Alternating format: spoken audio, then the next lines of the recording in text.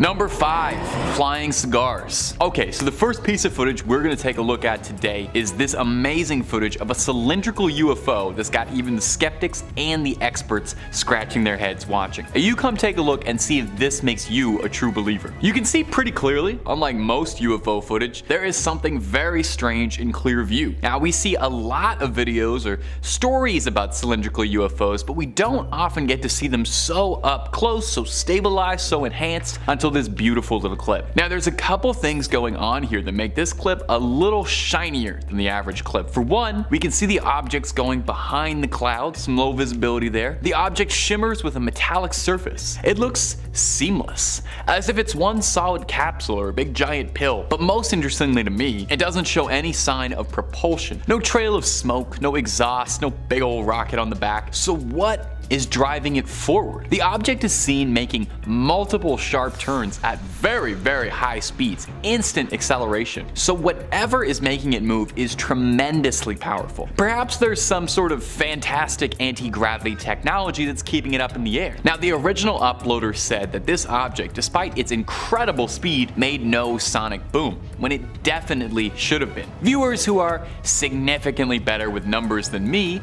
suggest that the object is going around 1,800 kilometers per hour. So what do you think, my dear sweet viewers? Is this some of the most compelling footage of a UFO in a while, or is this big strange pill craft just a big pill to swallow? You let me know down below. And if you're looking for way more alien content, well, you already know the Top 5 Scary has some of that and then some. We have got boxes and boxes full of alien videos for you to peruse and enjoy. But if alien videos aren't your jam, we've got a video on just about everything scary under the sun and above it. So click on through, make sure you hit subscribe, please hit that little bell, but do that at the end of this video, okay? Because I got 4 more alien sightings coming for you right now. Number 4. The mysterious triangle. Now it wouldn't be a proper list of mysterious UFO sightings without a classic sighting of a triangular black UFO. If you're a regular enthusiast of UFO content, you probably recognize that black triangle UFOs are one of the most repeated sightings, right after those cylindrical cigar-shaped Tic Tac UFOs we just covered. Now this next clip you're about to see was sourced from TikTok by the account TR3B Black Manta YT and was stabilized and enhanced by other members of the UFO community to highlight the clip, and we're glad they did because this is about to blow your mind. Take a look. Now, a very popular conspiracy theory in the sort of UFO stratosphere is that the existence of these black triangular crafts are traced back to a purported top secret aircraft developed by the US military, codenamed as the TR-3 Black Manta, hence the name of the TikTok account we sourced this from. Now, the alleged Black Manta is a classified stealth reconnaissance plane capable of vertical takeoff and landing, as well as extraordinary maneuverability. It's believed that it's got supremely advanced propulsion systems and radar evading technologies, allowing it to operate undetected. Now, believers in this theory state that sightings of black triangular UFOs are sightings of this classified aircraft, and that the government uses UFO conspiracies as a way to divert attention away from their covert operations. Now, not to get too tinfoily, but that sounds incredibly likely. There are some who believe as well that the TR-3 could be proof of a UFO, implying that the craft was reverse engineered from downed or otherwise recovered alien technology. Obviously, the government isn't going to outright confirm or deny anything vis-a-vis aliens, especially any top secret black ops level secrets, so officially the government has denied any involvement about a possible TR-3 Black Manta project. So what do you think, my viewers? Are these sightings of black triangle UFOs sightings of advanced military technology from this world or from someone else's? Number 3. The lights over Vegas. Coming up next today on this list is going to be this strange footage out of Las Vegas. Sometimes what happens in Vegas doesn't stay in Vegas and blows up the internet, like this series of mysterious bright lights that hovered above the city for hours, being seen by countless people, and yet no one seems to be able to figure out what it was. Now, often the bright glow of something like this could be traced to flares or aviation training. That was the hypothesis put forward by the local news station that aired this clip, suggesting it could be activity from Nellis Air Force Base, Creech Air Force Base, or Harry Reid International. When someone from the station reached out to Nellis, a spokesperson told the station that no training was conducted over the valley the previous night, and a similar statement was made by Harry Reid International. But come on, I don't need you to be a tinfoil hat wearing conspiracy theorist to tell you that the government is not going to own up to that. Even if you caught them with a big, clear, crisp photo of an alien craft, they'd still say they had nothing to do with that. It doesn't seem overly likely that if the government was conducting clandestine ops, they'd be so forthright in telling people about them anyway, so still an option, I'd say. Moving forward, the person who filmed these mysterious lights said that he's a local to the strip, and that he said that these lights looked unlike anything he had ever seen before up in the sky there. Much bigger and brighter than any tourist helicopters or the usual glitz and lights and attractions from the Vegas skyline. The lights apparently burned really brightly for about 5 minutes or so, and then vanished again as they appeared. Now, the areas around Las Vegas are ripe for conspiracy. What with Area 51 being pretty close by? Could it be possible that these lights we saw were in fact high-tech military technology? Could they be reverse engineered alien technology? Or could it just be a bunch of geese that all had Christmas lights wrapped around them? We may honestly never know. Number 2, the flying saucer over Phoenix. Coming up next today in our collection of UFO footage collected by average Joes on the ground is this sighting from Phoenix, Arizona of what looks to be a pretty clear-cut flying saucer flying sideways through the sky. Now, we've seen a cylinder, we've seen a triangle, and we've seen a series of strange floating lights, so I think it's high time that we round out the collection of UFO footage by adding in a flying saucer, the most classic of all UFO sightings. You close your eyes, you imagine a UFO, you probably imagine a little flying saucer, a little glass bubble, a little green guy in there. In this clip, we can see some vaguely disc, saucer-like effigy hurtling through the sky at a rapid speed. Now, unfortunately, this clip is a bit older and came at a time before 4K cameras were the norm, and so we can downright count the pixels on the screen. It's like a vintage throwback. It's hard to make out exactly what's happening in the clip, and the details of it are a bit muddled. It would be great to be able to see the craft in more detail and make out some of the individual elements of it just to prove or disprove anything. More than a few commenters when this clip was posted suggested that it could just be a balloon, which would definitely be a bit of a bubble burster. I feel like a balloon is the answer to 99.9% of all UFO sightings. It's just a strange balloon that got loose. Now, I can see some elements of that in some shots. The craft looks like it's reacting to the wind more than it does being blown around rather than soaring through the sky. As well, there's no visible exhaust or method of propulsion shown, but it could be possible that whatever entity was piloting that craft has technology above and beyond what we could ever dream of and has no need for propulsion. So what do you think? Proof of an alien civilization scouting out the planet caught on camera by someone looking up at just the right time? Or is this just a balloon that needs some hot air let out of it? And number 1, the balls of fire in La Plata. And finally, coming in at the number 1 spot today in this list of amateur alien auteur films is this strange footage captured recently in La Plata, Argentina. 2 fireballs were seen hovering in the sky, which is that's pretty odd, all things considered. They appeared seemingly out of thin air in the night sky and remained hovering in place for 5 minutes or more. It's strange that 5 minutes seems to be the key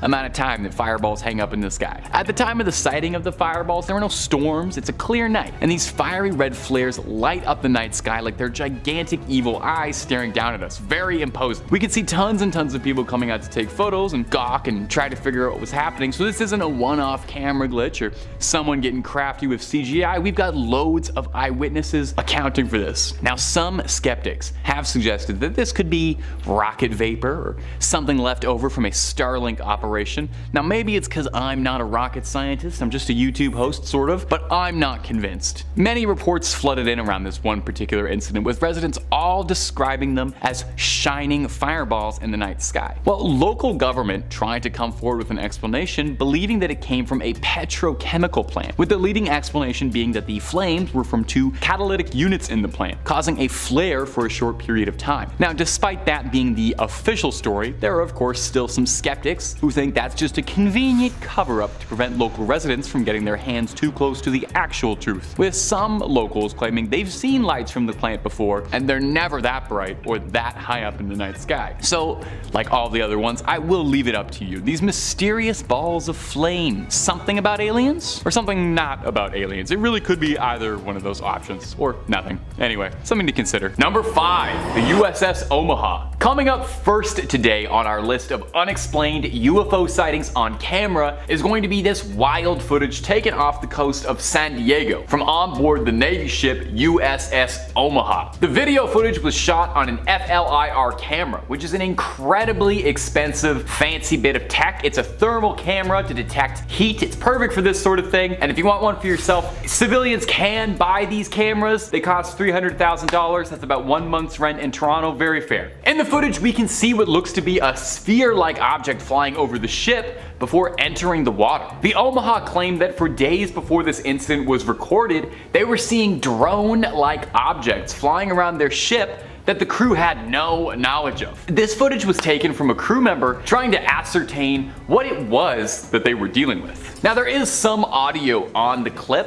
and it's illuminating. When the object goes into the water, we hear the sailors say mark, bearing, and range, meaning that the sailors on the ship were making a note of the coordinates and location where it went in, suggesting that maybe a submarine was sent in to recover or discover whatever was going on in there. Did it even submerge in the water, or does it seem a bit too like the craft outright disappears going into the water? I wish so bad we could get some more angles on this or a follow-up to be able to find out what this was.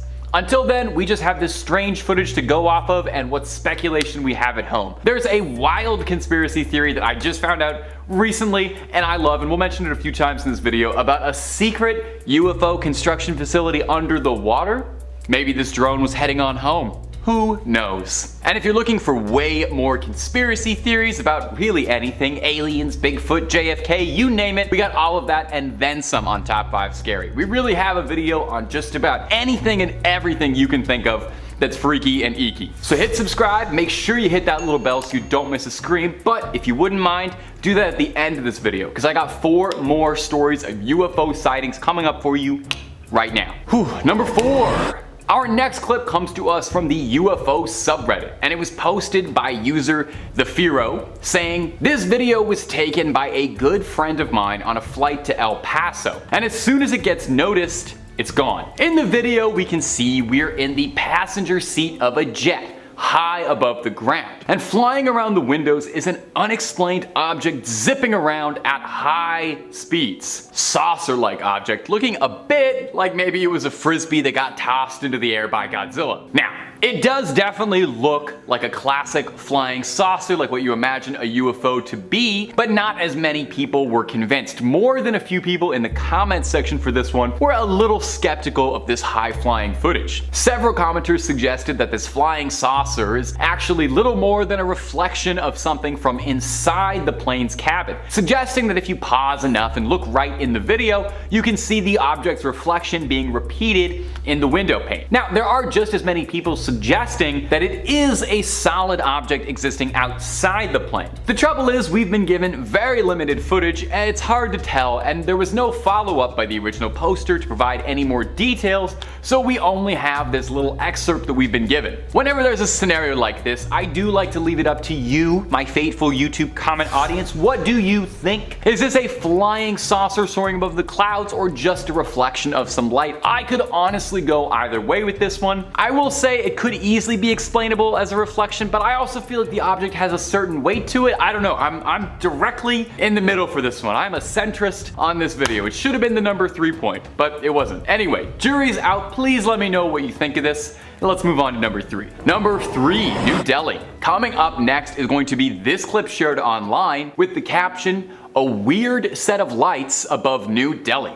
Take a look-see. So in the clip, pretty clearly we can see, yeah, there's some strange lights going on in the night sky above New Delhi. There's a scattering of lights above the city's horizon. Now, immediately your first thought might be that it's drones, which is a reasonable assumption when it comes to UFO stuff. I feel like several videos that come out of little glowing lights dashing across the night sky usually end up being civilian drones. However, the original poster clarified that drones are illegal in India and aren't widespread at all for civilians. And on top of that, the area that's being filmed is said to be in the slums, where it's it's incredibly unlikely that anyone would have access to drones. The poster added this little bit of context with the video. I saw this today around 8 p.m. in New Delhi with a friend. It was massive. This cannot be a building, as there is no tall building in that direction, only slums with heights of about 4 to 5 floors, yet this building looked as tall as the Burj Khalifa. There was a moderate wind going on, and I thought, if it's drones, why aren't they swaying? Not to forget, drones are illegal in India and especially in New Delhi. It looked massive in the sky. I wish the camera saw what my eyes could see. It could absolutely blew me away. I've been to drone shows, but this looked nothing like it. Any idea what this could be? Also, I agree. I wish our cameras did just capture exactly what our eyes saw. It would make all this UFO stuff so much easier, and also I would finally get a nice picture of the moon to have on my phone. Now, some people in the comment section on this clip suggested that maybe it was a laser light show, but that's just speculation and nothing concrete. Well, one particularly good suggestion from a commenter that did make me laugh said that the original poster should have ran towards the lights to see what happens and investigate up close and personal, you know? Worst case, yeah, you get abducted, never see your friends, family, or home planet again, but you also would get the ride of a lifetime, and if you do survive to come back home, you get an amazing story to tell people. So live a little. Number 2, Garden Ridge. Our next offering for your entertainment, and I hope your amusement, is this short clip that was uploaded to YouTube pretty recently. UFO spotted over Garden Ridge, Texas. In this clip, we can see a somewhat strange flying object that looks a bit like a cocoon being propelled forward, or maybe even a beehive or something. The entity has no propulsion or trails behind it, which really doesn't explain how it's moving forward so fast. Some sort of anti-gravity manipulation technology that I don't understand. Is that too wild to speculate that an alien has that? Now, we've seen cocoon-like UFOs a few times doing these videos, actually. We saw them a bunch. I don't know if you remember, one of them turned out to be Mr. Peanut, but most of them are UFOs. I'd say after triangle UFOs or little light clusters, I probably see videos of little cocoon-like UFOs like this more than any other kind. So what are these cocoon-like UFOs that keep appearing, and why do they all look so similar? This lack of propulsion too is really puzzling me. Now, the original poster returned after the fact to add a little bit of clarity in the comments. He said the object was moving with the wind, not against it, so maybe it's possible it's something like a weather balloon that has been swept up in an air current. That's usually what most of these clips turn out to be. I would love to see a statistic on how many UFO sightings are actually weather balloons, because I suspect it's probably like 99%. Another commenter suggested that this could be an object heading towards Randolph Air Force Base, speculating that the UAP seen in this video could be a manned jetpack or a very tiny stealth craft of some kind, which would be pretty cool, or even some sort of new drone technology the US military is developing. Now, among other things though, the original uploader did admit and suggest that this really could just be a balloon, suggested that he thought it might be attached to a floral arrangement that somebody let go of. Hey, maybe an alien was picking up a last-minute Valentine's Day gift, or hey, maybe an alien had to apologize to someone, you know? Maybe a probing went wrong and a little flowers was the only thing that could smooth it over. I wonder if they'll keep that in the video. Number 1, the A-10 over Arizona. And coming up at our final spot today for crazy UFO footage is going to be this dramatic footage of a spherical UAP being filmed tailing an A-10 aircraft over Arizona. The footage was filmed by a mobile scope truck recorded by the DHS, that's the Department of Homeland Security. The craft caught on camera is one of unknown origins, well, obviously. So why it's a UFO. The U doesn't stand for usual, it's unidentified. Now, there's really not a lot to go on from this clip, as the original uploader didn't provide a ton of insight or backstory beyond the short clip, so we're left with mostly speculation. Similar to the previous clip, I have to wonder maybe if this is a drone of some kind due to its size in comparison to the rest of the craft, which dwarfs it. Could this be an unmanned craft? Is someone piloting it from a remote location far away? Now, earlier in the video, I quickly shouted out a conspiracy which I recently discovered, and I hope we can do like a full video on it because it was fascinating, saying that a a majority of the crafts that we see in UFO videos are scout crafts that come from a construction facility hidden somewhere deep beneath the ocean from a civilization that predates ours. This advanced technological facility is manned by an artificial intelligence that keeps it running autonomously and produces these small crafts naturally to scout out the planet and, well, I don't know yet what they're doing, but something alien. Now obviously that is a very tinfoil hat theory. I got it from a less than reputable website, but it is a ton of fun to speculate on and would certainly make sense why there are so many sightings of these similar objects if they were all literally coming from the same factory line. And also, wouldn't that just be the nicest, I don't know, funniest little ironic cap to aliens if we're spending all our time looking up but they've been below us the whole time? Anyway, something to think about. Number 5, the Phoenix Lights. If you ask most people what the most famous UFO sighting in the world was,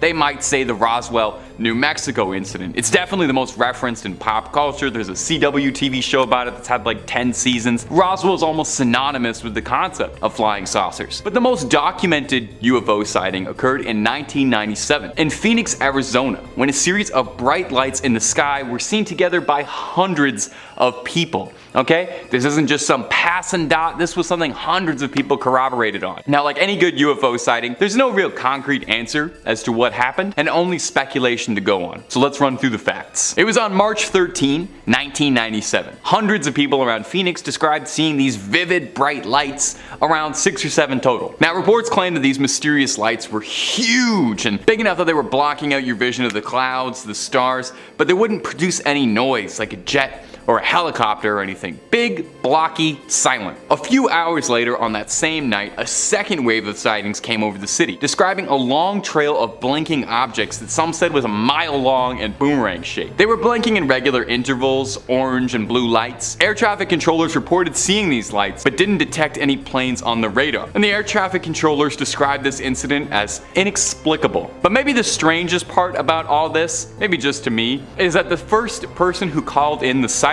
was legendary 80s mullet owner and actor Kurt Russell, who was flying into the city with his son. Snake Plissken asked what the strange lights hovering over the city was, leading to Kurt Russell calling it in. The only thing he got back from air traffic control was, "We don't show anything." Now officially the military would claim that this was a test for high intensity flares, but eyewitnesses weren't so convinced. The governor of Arizona at the time, who was a former Air Force officer, claimed that the aircrafts he saw that day didn't resemble anything he had ever seen in his life. So, what happened in Arizona that day? Was it a widespread enough hoax, government cover-up, or proof of life from beyond the stars? You tell me. And if you're looking for more UFO videos, you already know we have got that and then some. Click on through to the channel, we've literally got hundreds of UFO videos. You could be watching them for the rest of the evening. But if UFO stuff ain't your jam, we've got cryptids, conspiracies, true crime, fake crime, pretty much anything you could want.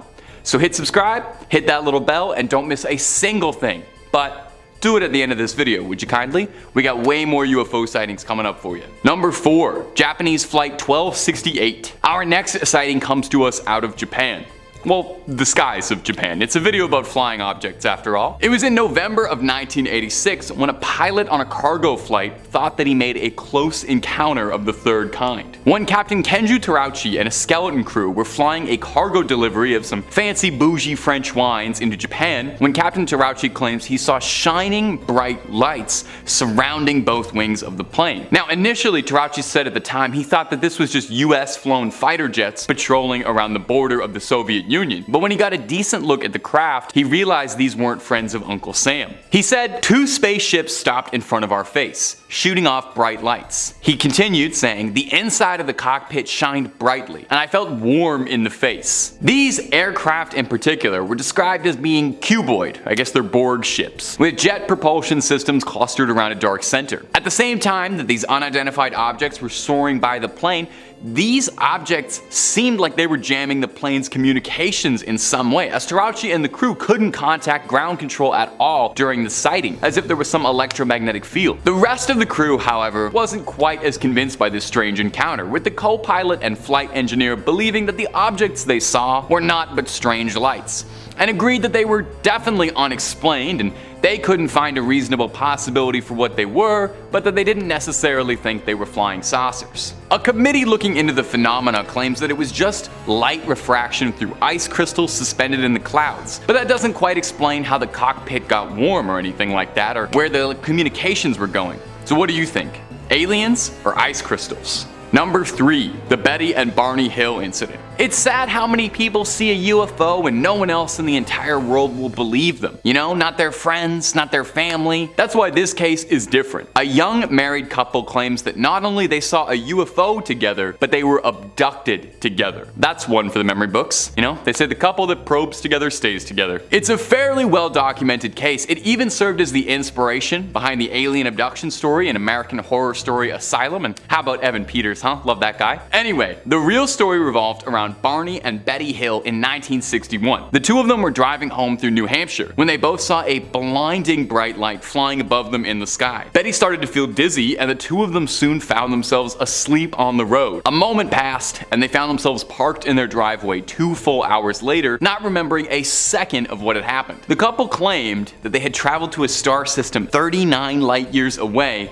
called Zeta Reticuli. The two had connections and were able to get in contact with Air Force officials to report their strange sighting, and would spend the next few years trying to explain their case to anyone who would listen in the desperate hopes of getting some help and some answers. Barney would meet with a psychiatrist regularly who he told that he kept having nightmares where he was being operated on by small gray-skinned, slanted-eyed creatures that would take samples of his skin, his fingernails, his flesh to do with he did not know. So the psychiatrist had him undergo hypnosis therapy, his wife as well, hoping perhaps that something repressed could be unearthed, and maybe they should have left it alone, because what they found was terrifying. When going under hypnosis and waking back up, Betty was able to draw a scientifically accurate map of the star system from memory, creating a map that was nearly spot on to the real Zeta Reticuli. This incident inspired the Air Force to launch Project Blue Book to collect more stories of UFO abductions like this. Number 2. Kenneth Arnold. If you've ever wondered why flying saucers became the default term for UFOs as opposed to something like flying cigars or flying triangles, it has a very large part to do with this next story, which was one of the first big mainstream sightings of a UFO in 1947. Now interestingly, possibly coincidentally, possibly not, this incident occurred only a few weeks before the infamous Roswell, New Mexico incident, so UFO fever was just on the brain around 1947. This happened to Kenneth Arnold, a clean-cut all-American aviator. He was flying a small private plane over Washington around Mount Rainier on a scavenger hunt of sorts for the wreckage of a downed plane, which had a fairly significant reward offered by the Army for its salvage, which Kenneth was after, of course. While he was prospecting, Arnold claims to have seen nine blinding bright flashes of light, flying in a bizarre pattern like the tail of a kite. Described as saucers moving at an incredible speed, Arnold tried to do his level best to assess what these things were from the seat of his aircraft, working out how fast they were moving, taking his watch and clocking from when they reached the peak of the mountain. He worked out that they were going about 1,700 miles per hour, which is pretty darn fast considering in 1947 humans had just broken the sound barrier at 700 miles per hour, and that was an unbelievable leap in technology. Whatever it was Kenneth saw, it was something far more advanced than anything he'd ever seen on Earth. When he'd landed, he told the crew at the airport about everything that he'd seen, suggesting that he'd seen missiles or maybe some experimental new tech. For weeks after, Arnold would become a media darling, being interviewed by several reporters, all hoping to get the big scoop on this. Part of what made this such a defining UFO story for the American people was how earnest Arnold was about his story. He was an honest man who provided straightforward facts, experience with aviation, a mathematical and rational approach to all of this, and very little in the way of wild speculation.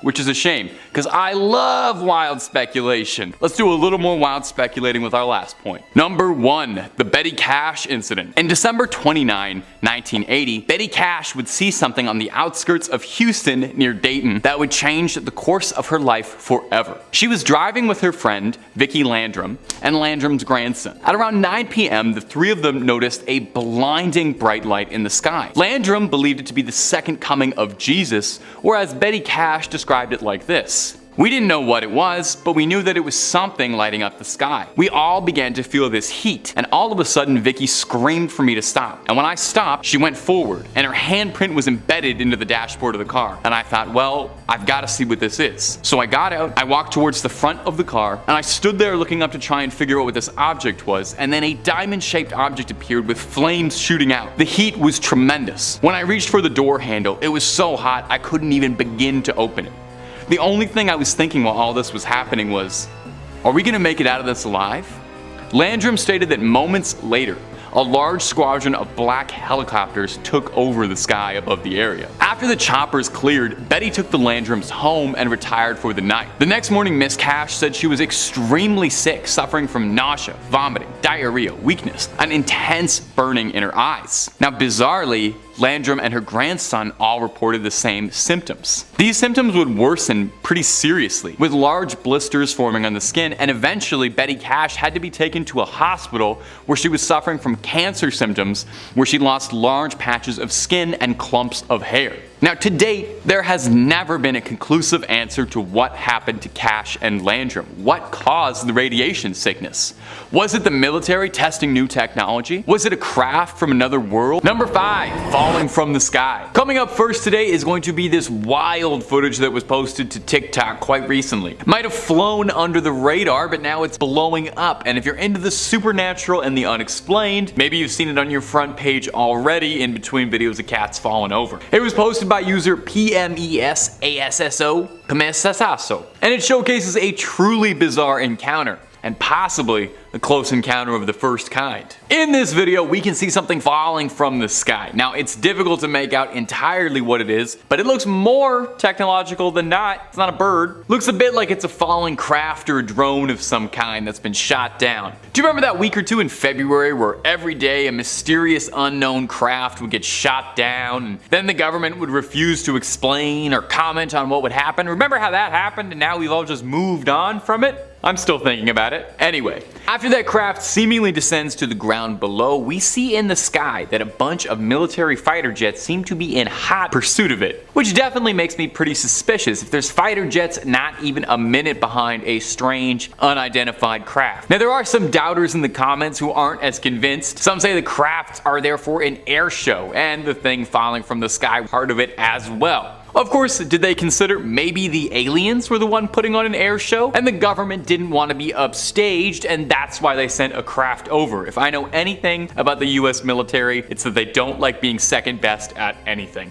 And if you want to watch a place that's the #1 best at something, it's top 5 scary, and it's scary videos we've got. If you can think it up, we've got a video or two on it. I mean it. Megalodons, ghosts, ghouls, goblins, aliens, conspiracy theories, horror movies, basically anything freaky under the sun or above it, we got 2 or 3 videos on. So hit subscribe, make sure you hit that little bell so you don't miss a single thing, but if you'd be so kind, do that at the end of this video, because I got 4 more mysterious orbs and UFOs coming up for you right now. Number 4, Arizona's mysterious orb. Coming up next today on our list of strange sightings in the sky is this mysterious footage of an orb-like sphere bouncing around through the clouds. This clip was uploaded and posted to the UFO subreddit a few days ago, where it blew up almost immediately. Posted by user Amvion, and shout out UFO subreddit, making my job so much easier every day. The clip is a snippet from a local news station in Arizona reporting on a series of wildfires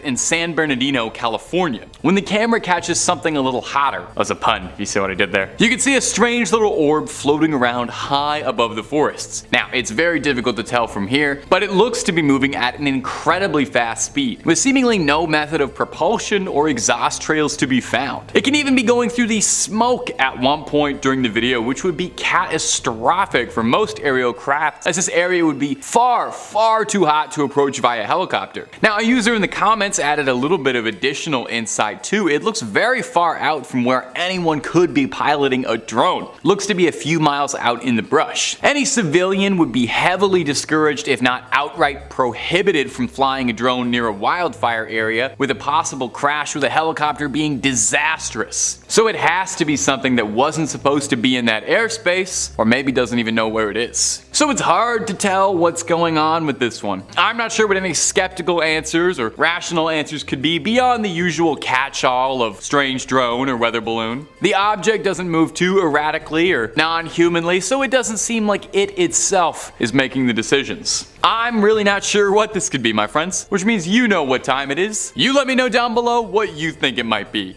Or just tell me something nice about your day, you know, I don't know, something that made you smile today. Number 3, something from the sky. Coming up next today at our number 3 spot is going to be this short, sweet, mysterious clip posted to us on the most reputable source of information on the internet, TikTok, by a user going by the name of Brian Daniel. Gosh, people have the weirdest names on the internet these days. Brian Daniel, what does that even mean? In this short clip, Daniel claims that near his home, something fell from the sky onto the ground below, glowing a searing bright blue, ethereally brighter than anything he'd seen before. Commenters said they'd seen the same thing in Florida where the uploader lived. News reported that it was a meteor, but Daniel claims that it goes much deeper than that. He claims that the next day he tracked the crash site of the meteor and discovered what seemed to be a government operation cleaning the possible crash site, filming some feds standing around with their thumbs in their pockets on the beach. From there, Daniel claims that a mysterious man in a suit was on his front lawn filming his house, and him when he got home, and he didn't look like he was from the housing authority. Eerie. For what purpose? We don't know. Now, as fantastical as this video is, I'm always more than a little weary to believe something from TikTok, just because the app is very, very easy for anyone to edit content with, and this video is literally 3 disconnected shots clipped together. I know I'm a man on the internet telling you to believe things, but I think you should always be incredibly rational and skeptical and take everything with a grain of salt, and there's nothing to suggest that these 3 things were even taken by the same camera. Now, the meteor in Florida is real. That happened on April 13th, 2021, so jot that down, that did happen. But the thing that's really holding me back about this clip, and the reason I find it more skeptical than I believe it, is because the mysterious agent at the end of the video is wearing a suit that doesn't quite fit him. I thought they were the men in black, not the men in the dress for less at Ross's summer collection. Bet you didn't know I could go there. Number 2, what's on the moon? And coming in next today is going to be this incredibly weird clip posted to TikTok recently by a user going by the name of Larry Liu. Now, this is one of the stranger supernatural UFO clips I've seen in a few minutes. You'll see why in a few seconds. You'll definitely want to see this. In this strange clip, we can see something filming something bizarre that seems to be orbiting the moon. We can see some unknown objects flying around our moon, getting a little too close for comfort. That's our moon. Is that our own technology? Are these man-made satellites, or are these scouts, drones, or something else not of this world? Now, before we really put our tinfoil hats on and get wild with the speculating, we need to talk about the zoom in and the quality on this camera. I am inclined to believe that this guy works for NASA because he seems to have the James Webb telescope in his back pocket. I have watched innumerable, countless UFO clips for work, and I have literally never seen a clip this high quality. I was salivating watching this. I can't even talk about the alien stuff because I'm too busy focusing on the pixels in this thing. You can make out the footprints on the surface of the moon. You can see Neil Armstrong's size 13 on the dust. You're telling me this guy shot this on his phone? Why is this man not filming every single supernatural occurrence on this planet? If we set this guy up in the woods, we would have Bigfoot, Mothman, the Loch Ness, all that proven, disproven within an afternoon. I need to take 5. I need a drink. Okay, I'm good. Back to the original video. Most people in the comments were like me, solely focusing on the incredible lens on this user's iPhone. A few people suggested that that could be the American flag from the surface of the moon. I find that a bit unlikely, but I don't know enough about moons to disprove that. So what could it be? Let me know down below in the comments, or hey, feel free to just continue to comment on how impressive the camera zoom is. What is he working with there? What am I working with? I don't know. Number 1, crop circles. I didn't need to say it like that. Coming up last on our list of UFO sightings we just can't wrap our noggins around is this footage that was taken in 1989. Now, I know the title says 2023, but if you really squint, 1989, 2023, I don't know, they look exactly the same to me. It might be a vintage, but that just means the high strangeness has been aged to perfection. Don't dismiss it till you get your eyes on it. It looks like an excerpt of a documentary about aliens and UFOs of some kind, sort of like what you're watching now, but bet the guy hosting this isn't even half as charming. In the video, clear as day, we can see two strange, small, metallic spheres racing around a farmstead, glowing bright against the shroud of the night sky. They seem diligently at work, creating an intricate pattern below in the fields. Some sort of circle in the crop, an almost crop circle, if you will. I feel like crop circles kind of fell out of vogue in alien culture, which is a shame. I think they're very cool and fun. They always make me think of the underrated M. Night picture, Signs. I know some people hate that movie, but I thought otherwise. Anyway, I guess our parents were much more frightened by flattened designs and bits of grain and cereal, and we just don't feel the same way. But I, for one, want to bring it back. I want to bring crop circle culture back. Now, this clip is pretty remarkable. Some say it almost looks too good, and there's been a raging debate in the UFO and alien community as to whether or not this was a real clip or a very well engineered hoax for darn near 30 years now. Detractors argue that it's CGI, while believers state that the CGI would be too advanced for the time. I mean, most CGI around this era look like Reboot, you know? Not to besmirch Reboot, but come on. Well, we probably won't find the answer today to whether or not it's a hoax or not, because only you can truly decide that, okay? The truth is out there for you. Just like only you can decide if M. Night Shyamalan is a misunderstood auteur or a total hack. We're just not going to talk about the Avatar movie. In 5th place, we have the 2004 series of Spottings. On November 14th of 2004, Lieutenant Alex Dietrich was piloting her FA-18 Super Hornet when she observed an oblong object hovering over the water. It leapt into motion, skimming 500 to 1,000 feet over the waves at around 500 knots. The fighter jet's onboard radar couldn't detect the object, but Alex's weapons system operator in the rear seat, whose name is not public, witnessed it as well. Alex has quoted her recollection as, "We were trying to call out what we were seeing to each other, and to make sure everybody else is seeing it, it's moving so erratically and so fast that our voices, our minds, and our radio calls just can't keep up with it." Now, the majority of credible modern-day UFO sightings, ergo why it's on this list, can be credited to those that work in the Air Force, and it should be noted that military pilots specifically are trained at what they call REAS, short for reconnaissance, and referring more specifically in this case to the art of recognizing aircrafts by their shapes, paint schemes, unit insignia, and more. On one of the other Super Hornets that launched behind Alex was Lieutenant Commander Chad Underwood, who was able to capture the object on an infrared camera. It was around 40 feet long, round and smooth, and quickly received the nickname Tic Tac. Now, all of the footage that the US government has confirmed as authentic and unexplained speak for itself, since I know we have the clip handy.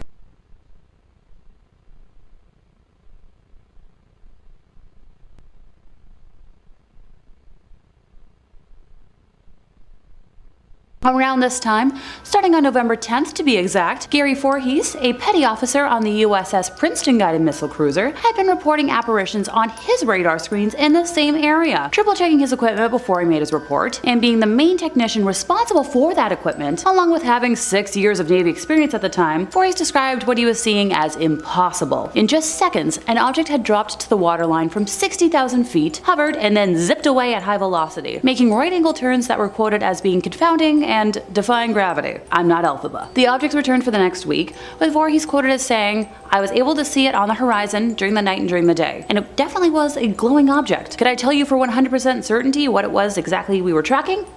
No." Now, footage of this event used to exist, with Gary being able to vividly describe his memories, but has since been completely scrubbed from the internet. Just gonna give the Pentagon my usual dose of side-eye right about now. Don't mind me.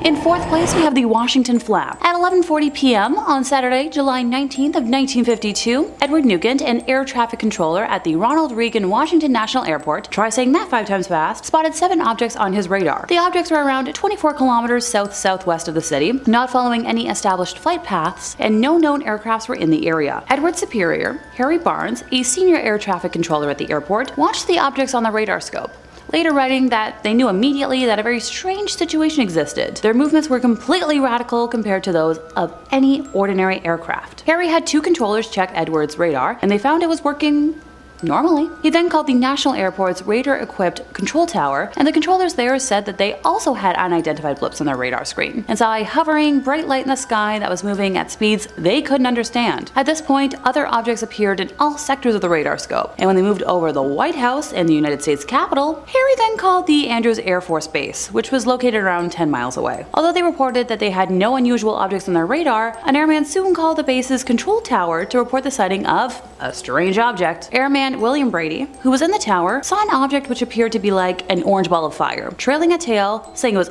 unlike anything he had ever seen before. Where have I said that already? As William tried to alert the other personnel in the tower, the strange object took off at an unbelievable speed. On one of the national airport's runways, pilot S.C. Pierman was waiting in the cockpit of his plane for permission to take off. After spotting what he believed to be a meteor, he was told that the control tower's radar had detected unknown objects closing in on his position. Pierman observed 6 objects that he described as white, tailless, fast-moving lights over a 14-minute period. He was in radio contact with Harry during his sighting, and Harry later reported that each sighting coincided with a pip that could be seen near his plane. When he reported that the light streaked off at a high speed, it disappeared on the scope. Meanwhile, back at the Andrews Air Force Base, Staff Sergeant Charles Davenport observed an orange-red light to the south where the light would appear to stand still, then make an abrupt change in direction and altitude, with the phenomena happening over several times. At one point, both radar centers at National Airport and the radar at Andrews Air Force Base were tracking an object hovering over a radio beacon. The object vanished in all 3 radar centers at the same time. At 3 a.m., shortly before 2 United States Air Force F-94 Starfire jet fires from Newcastle Air Force Base in Delaware arrived over Washington, all of the objects vanished from the radar at National Airport. However, when the jets ran low on fuel and left,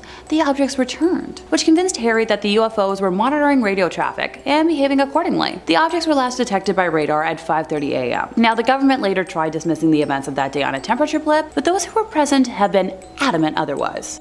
In third place, we have the Go Faster video. The video, uploaded by the UFO investigative group to the STARS Academy of Arts and Sciences in March of 2018, was secured by a Freedom of Information Act request to the US government. The video was taken in 2015 off of the East Coast by an FA-18F fighter jet using the aircraft's onboard Raytheon AN/ASQ-228 Advanced Targeting Forward-Looking Infrared Pod, also known as the ATF-LIR. I know myself too well. I'll trip over my tongue if I try saying that any more than I just did, so it shall be called ATF for short. It's not the official short form, but work with me here. ATF is designed to allow pilots to track, target, and destroy targets on the ground at ranges of up to 40 miles. It should be noted that ATF is good at spotting, but not engaging aerial targets. Now, this video, nicknamed Go Fast by To The Stars, starts by explaining the various numbers and symbols that appear in the footage. You know, things like the aircraft's altitude, which was around 25,000 feet, and the fact that the ATF was pointed ahead and to the left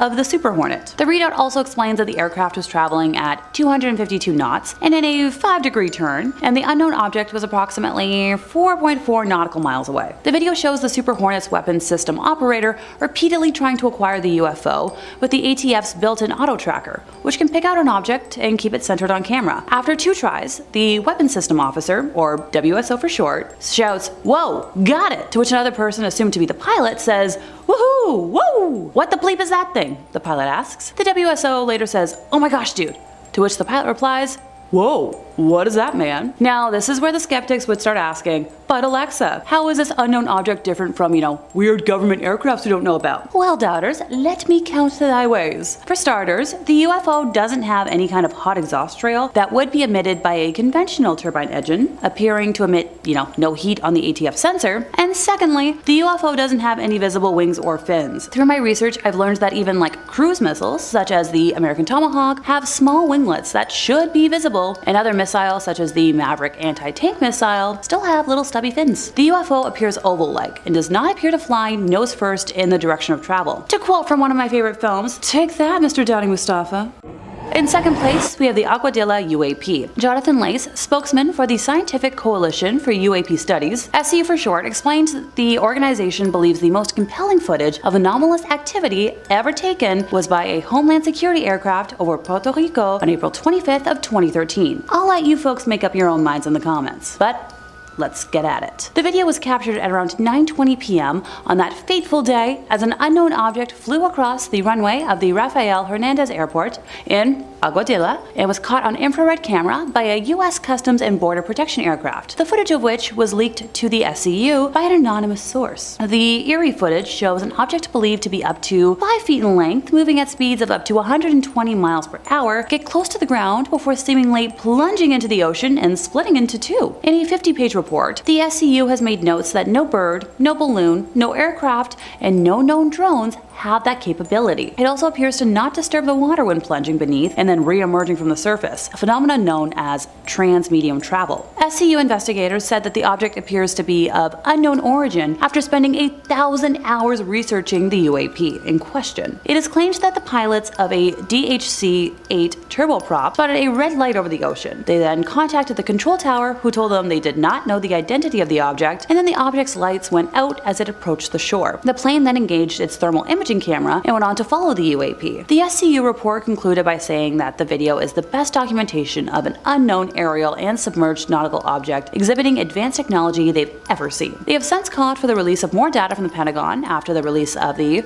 Tic Tac, Gimbal, and Go Fast videos. In their statement, the SCU says that they believe that all government data regarding unidentified aerospace objects should be made available to the public to be openly investigated by the broader scientific community, provided that such data does not compromise sources or methods of data collection. Now, a full scientific investigation of such data would be able to uncover valuable information relating to both national security and advancement of our understanding of physics, aerospace engineering, and, our world and beyond. Here's to hoping the Pentagon listens someday and releases that footage. If I've said it once, I've said it a million times. They just really need to stop being so cagey about what they release. They really don't release information unless they're forced to, and while I hate sounding like a broken record, they need to do better. And in first place, we have the Chicago O'Hare Airport sighting. At around 4:15 p.m. on November 7th of 2006, federal authorities at Chicago O'Hare's International Airport received a report that a group of 12 airport employees were witnessing a metallic, saucer-shaped craft hovering over gate C-17. The object was first spotted by a ramp employee who was pushing back United Airlines Flight 446, which was departing Chicago for Charlotte, North Carolina. The employee made the flight's crew aware of the mysterious object above their aircraft, and this unknown craft was also witnessed by, pilots, airline management, and mechanics, so a lot of people. No air traffic controllers saw the object though, and it didn't show up on radar. Witnesses described the object as completely silent, 6 to 24 feet in diameter, and dark gray in color. Several independent witnesses outside of the airport also saw this object. One described, seeing a disc-shaped craft hovering over the airport, stating that it was obviously not clouds since the object shot through the clouds at a high velocity, leaving a clear blue hole in the cloud layer, which closed itself shortly after the events. According to a reporter at the Chicago Tribune, the disc was visible for approximately 5 minutes and was seen by close to a dozen United Airlines employees, ranging from,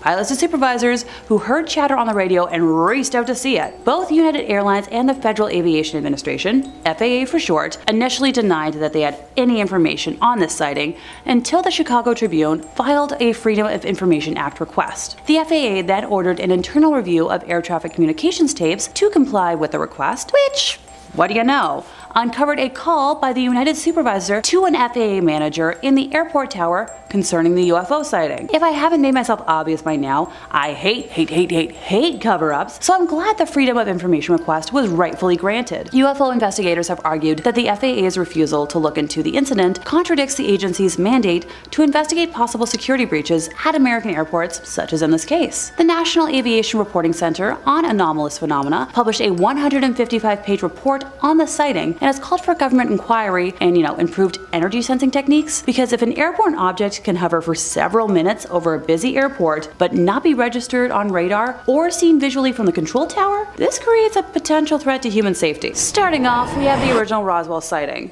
One simply cannot discuss aliens, UFOs, or anything supernatural without mentioning that fateful summer of 1947. Rancher W.W. Mack Brazel had found wreckage on his property in Lincoln County, New Mexico, roughly 120 kilometers north of Roswell, sometime between mid-June and early July, describing it as rubber strips, tinfoil, and thick paper. The ranch had no phone and no radio, leaving Matt completely unaware of the ongoing flying saucer craze, so he gathered the debris and just pushed it under some brush to dispose of it. This was not the first instance of a flying disc spotting in the region, with several stories already being reported to the press that year. On July 5th, Mack drove into Corona, where he heard stories of silvery flying discs, and 2 days later, on July 7th, made the decision to bring the wreckage into the sheriff's office in Roswell. The sheriff called in the Roswell Army Airfield, which assigned the matter to Major Jesse Marcel. Mack brought Major Marcel back to the debris site, and the two gathered up more pieces of rubber and tinfoil, with the Major taking the materials home. On July 8th, Public Information Officer for the Roswell Army,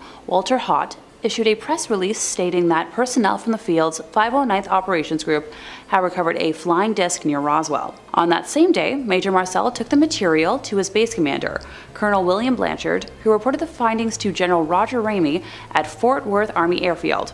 FWAF for short. General Ramey ordered that the material be flown to Fort Worth immediately, leaving Marcel to board a B-29 Superfortress to make the flight. As soon as Marcel brought the material to General Ramey's office, both Ramey and his chief of staff, Colonel Thomas Dubose, identified the material as pieces of a weather balloon kite. The weather officer on duty explained to reporters that ray wind devices were used at around 80 weather stations across the country. The balloons were attached to a 6-pointed reflective device that looked like a silver star. After launch, the balloon would expand with increasing altitude before bursting at around 60,000 feet, with pieces dispersing in their fall to the ground. Now, after the initial newspaper reports of 1947, the Roswell incident faded from public attention for more than 30 years, until the late 1970s, which brings us to February of 1978, when UFO researcher Stanton Friedman interviewed Major Marcel, whose statements contradicted those he made to the press in 1947, saying they wanted some comments from him, but he wasn't at liberty to do that. All he could do was keep his mouth shut. And General Ramey is the one who told the newspapers, the newsman, what it was and to forget about it. It's nothing more than a weather observation balloon. Of course, they both knew differently. Now, while he didn't elaborate on that statement, and I wish he did deny the popular theories at the time of any bodies being found near the debris. After the United States congressional inquiries, the General Accounting Office launched an inquiry and directed the Office of United States Secretary of the Air Force to conduct an internal investigation. A report released in 1994 concluded that the material recovered in 1947 was likely, keyword here, debris from Project Mogul, a military surveillance program employing high-altitude balloons in classified portions of an unclassified New York University project by atmospheric researchers. A scholarly consensus emerged concluding that the military had decided to conceal the true purpose of the crash device, allegedly nuclear test monitoring, and instead inform the public that the crash was of a weather balloon. The balloon had allegedly been launched from Alamogordo, Army Airfield a month earlier, carrying a radar reflector and classified Project Mogul sensors for experimental monitoring of Soviet nuclear testing. The Air Force reports were dismissed by UFO experts as being either disinformation or simply implausible. Yeah. Now, the scary part about all of this for me is counting how many times the government has changed its tale, expecting the general public to believe them each time. Which story do you believe? In fourth place, we have an anonymous report from 2013 from Athens, Texas. A retired military firefighter and commercial pilot, who was also a former astronaut, submitted his account of what happened around 10:15 p.m. on the evening of July 5, 2013, to the National UFO Reporting Center, also known as NUFORC. He reported that he and his family were sitting outside, and when he looked up into the sky, he observed a fairly large orange glowing orb moving rapidly overhead at around 90 degrees of elevation. A minute or two later, his whole family spotted a group of 3 similar objects along the same flight path as the first one. The objects allegedly gave off no sound and seemed to glow from atmospheric heating. He and his family attempted to record the objects using their iPhones, although the grainy dark video was of no evidential use. A direct quote from him reads, "They moved much faster than orbital satellites, like the International Space Station, or airplanes, but much slower than meteors, and did not change brightness as a meteor would upon entering the atmosphere." So, if a former astronaut and pilot has no explanation for what he witnessed, what the heck was it? In the middle of our list today, we're discussing a San Antonio spotting of 7 donuts in the sky. On May 19th of 1952, an air crew flying an RB-36 reconnaissance aircraft reported spotting a series of, you guessed it, several donut shapes appearing in the sky, and were able to take photographs to accompany their incident report, which can be found in National Archives. The crew of 22 reported flying just north of Sonora when they originally spotted the phenomenon, stating that the plane was headed on a 301-degree heading at 18,000 feet, with relatively calm winds for that altitude. At 8:05 p.m., the objects appeared just to the left of the bomber's nose, at a range estimated by the crew to be around 80 to 120 kilometers ahead. The objects were stacked vertically from approximately 25,000 feet to 60,000 feet. And even with all the photographs and drawings, there is still no definite answer as to what was spotted. In second place, we have the Washington Flap. At 11:40 p.m. on Saturday, July 19th of 1952, Edward Nugent, an air traffic controller at the Ronald Reagan Washington National Airport, try saying that 5 times fast, spotted 7 objects on his radar. The objects were around 24 kilometers south-southwest of the city, not following any established flight paths, and no known aircrafts were in that area. Edward's superior, Harry Barnes, a senior air traffic controller at that airport, watched the objects on the radarscope, later writing that they knew immediately that a very strange situation existed. Their movements were completely radical compared to those of any ordinary aircraft they knew of. Harry had 2 controllers check Edward's radar, and they found it was working pretty normally. He then called a National Airport's radar-equipped control tower, and the controllers there said that they had unidentified blips on their radar screen, and that a hovering bright light in the sky was moving at speeds they couldn't understand. Now at this point, other objects appeared in all sectors of the radar scope, and when they moved over the White House and the United States Capitol, Harry then called the Andrews Air Force Base, which was located around 10 miles away. Although they reported that they had no unusual objects on their radar, an airman soon called the base's control tower to report the sighting of a strange object. Airman William Brady, who was in the tower, saw an object that appeared to be an orange ball of fire, trailing a tail, saying it was unlike anything he had ever seen before. Now, where have I said that? Oh yeah. As William tried to alert the other personnel in the tower, the strange object took off at an unbelievable speed. On one of National Airport's runways, pilot S.C. Pierman was waiting in the cockpit of his plane for permission to take off. After spotting what he believed to be a meteor, he was told that the control tower's radar had detected unknown objects closing in on his position. Pierman observed 6 objects that he described as white, tailless, fast-moving lights over a 14-minute period. He was in radio contact with Harry during his sighting, and Harry later reported that each sighting coincided with a pip that could be seen near his plane. When he reported that the light streaked off at a high speed, it disappeared on their scope. Now meanwhile, back at the Andrews Air Force Base, Staff Sergeant Charles Davenport observed an orange-red light to the south, where the light would appear to stand still, then make an abrupt change in direction and altitude, with the phenomena happening over several times. At one point, both radar centers at National Airport and the radar at Andrews Air Force Base were tracking an object hovering over a radio beacon. The object vanished in all 3 radar centers at the same time. At 3 a.m., shortly before 2 United States Air Force F-94 Starfire jet fighters, I'm really getting to know my airplanes today, from Newcastle Air Force Base in Delaware arrived over Washington. All of the objects vanished from the radar at National Airport. However, when the jets ran low on fuel and left, the objects returned, which convinced Harry that the UFOs were monitoring radio traffic and behaving accordingly. Now, the objects were last detected by radar at 5:30 a.m.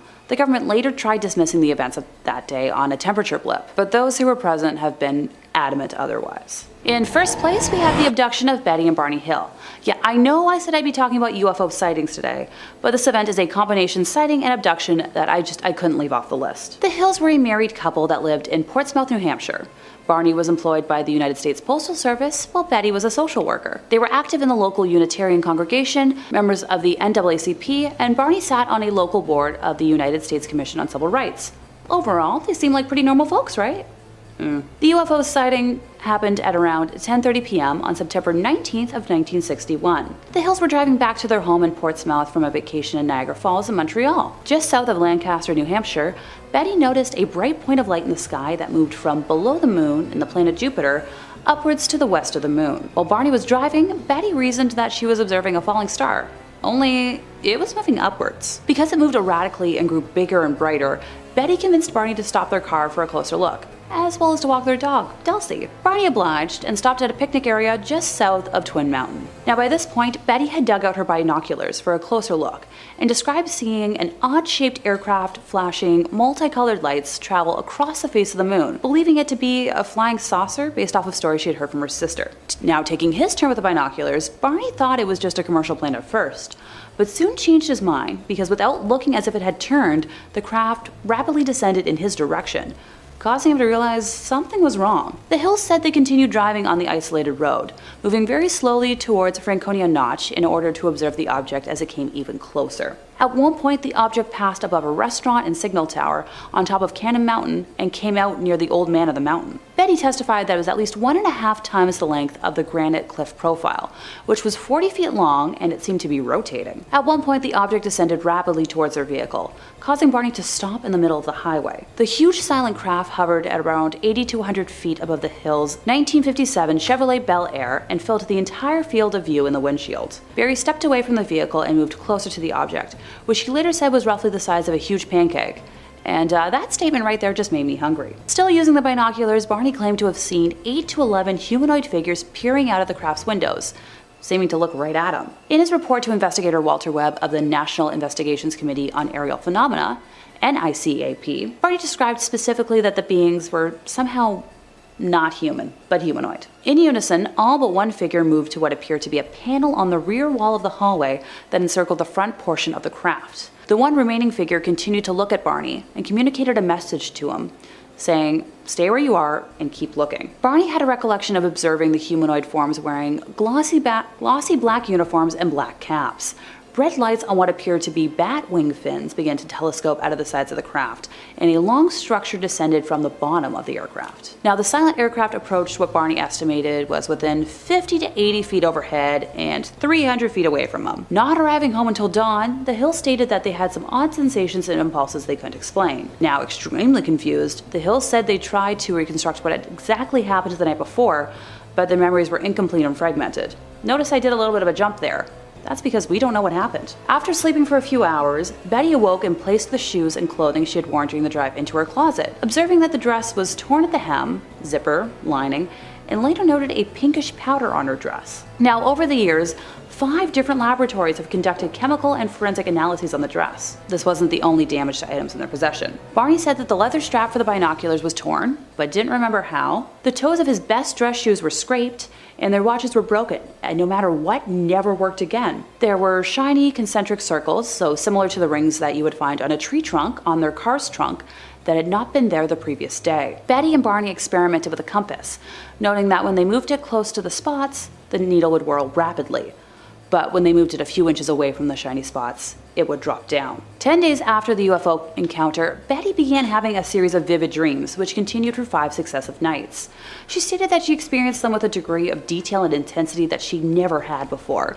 And after the 5th night, they stopped and never recurred, although they occupied her thoughts during the day. Determined to recover their lost memories, the Hills opted to partake in hypnosis sessions. Barney recalled driving the car away from the UFO, but afterwards he felt compelled to pull off the road and drive into the woods, eventually spotting 6 men standing on the dirt road. The car stalled, and 3 of the men approached the car, telling Barney not to fear them. He was still anxious, however, and he reported that their leader told him to close his eyes. While hypnotized, Barney said, "I felt like the eyes had pushed into my eyes," a statement he would repeat each session. The best anyone has been able to rebut what happened was claiming stress and sleep deprivation as the cause of what they saw and experienced. I'll admit, I'm usually much more of a skeptic, but this seems pretty dang real to me. Number 5. Red Eyeball Ship. In January of this year, a man in Spokane, Washington was in his living room when he happened to sight a strange alien craft that caused him to question his beliefs and his place in the universe. In his own words, "Our backyard camera recorded this strange object. We put a camera in our backyard because stuff has been coming up missing. But one morning I had the TV on in my living room as I was sitting on our couch. I happened to look up at the TV and saw this strange object. I went out on the back porch and I couldn't see that object at all. But when I went back in the house, it was still there. I went to get my brother to show him what I was seeing. He didn't know what it was, but he was seeing it too. Then it started to move out in the field, where I didn't see it anymore. Then it started to come back towards my backyard. Again, it looks round with a red eyeball in the middle, but I have no clue to this day what it is. I took a couple photos in infrared. If you look in the center of the red, you can see something. Looking at the photos, it is difficult to come up with another explanation for what this strange unidentified flying object could be. Number 4. An American UFO. Our next tale was posted this year, but details an experience from the year 1980. The witness shared his story of seeing a UFO that seemed to be affiliated with the US government, but he also posits a theory about why the government would allow this ship to be seen by the public. I had a sighting in broad daylight in 1980 at around 9 a.m. in early December. My mom and hundreds of other motorists witnessed it as well. We were driving to visit my father at his work in Beverly Hills and were waiting to hop on the freeway in Santa Monica when we saw your classic silver disc. It hovered completely still at about 150 feet or so for 10 solid minutes. Remember, we were crawling, slow as molasses traffic. We got a very good look at this thing. On the underside was stenciled US Air Force. It looked very official, and we assumed it had to be one of ours. Then, after hovering for 10 minutes, it shot off towards the southwest like a bullet. I've never seen anything move so fast in my life. It was shocking, but I have a theory as to what the craft was doing there and why we witnessed it. I don't know how familiar you are with Jimmy Carter on the issue of UFOs, but he is on record as having had a sighting of his own in 1973. Carter was no flake. He had a degree in nuclear physics and is a former naval officer, retired at the rank of lieutenant, which in the Navy is like the Army equivalent of a major. Rank promotions are much harder and time-consuming in the Navy. Anyhow, Carter tried like hell to get disclosure during his presidency. He knew he was being stonewalled. When you think about it, it's unacceptable that the nation's most powerful elected leader cannot declassify something that the public, the world, has a right to know about. But what I've come to believe is that Carter ordered a captured or back-engineered UFO with official Air Force insignia to fly over a populated area, where thousands were waiting in traffic to get on the freeway, so people would ask the questions he couldn't find the answers to. Number 3. Father and son UFO bonding. Next, we have a story from Nova Scotia where a young man saw an alien craft and panicked. He thought that no one would believe him until his father told him about his own close encounter from years before. Here is his story. My living room at the time had a window above me behind the TV. So, I am watching TV. I don't remember what exactly.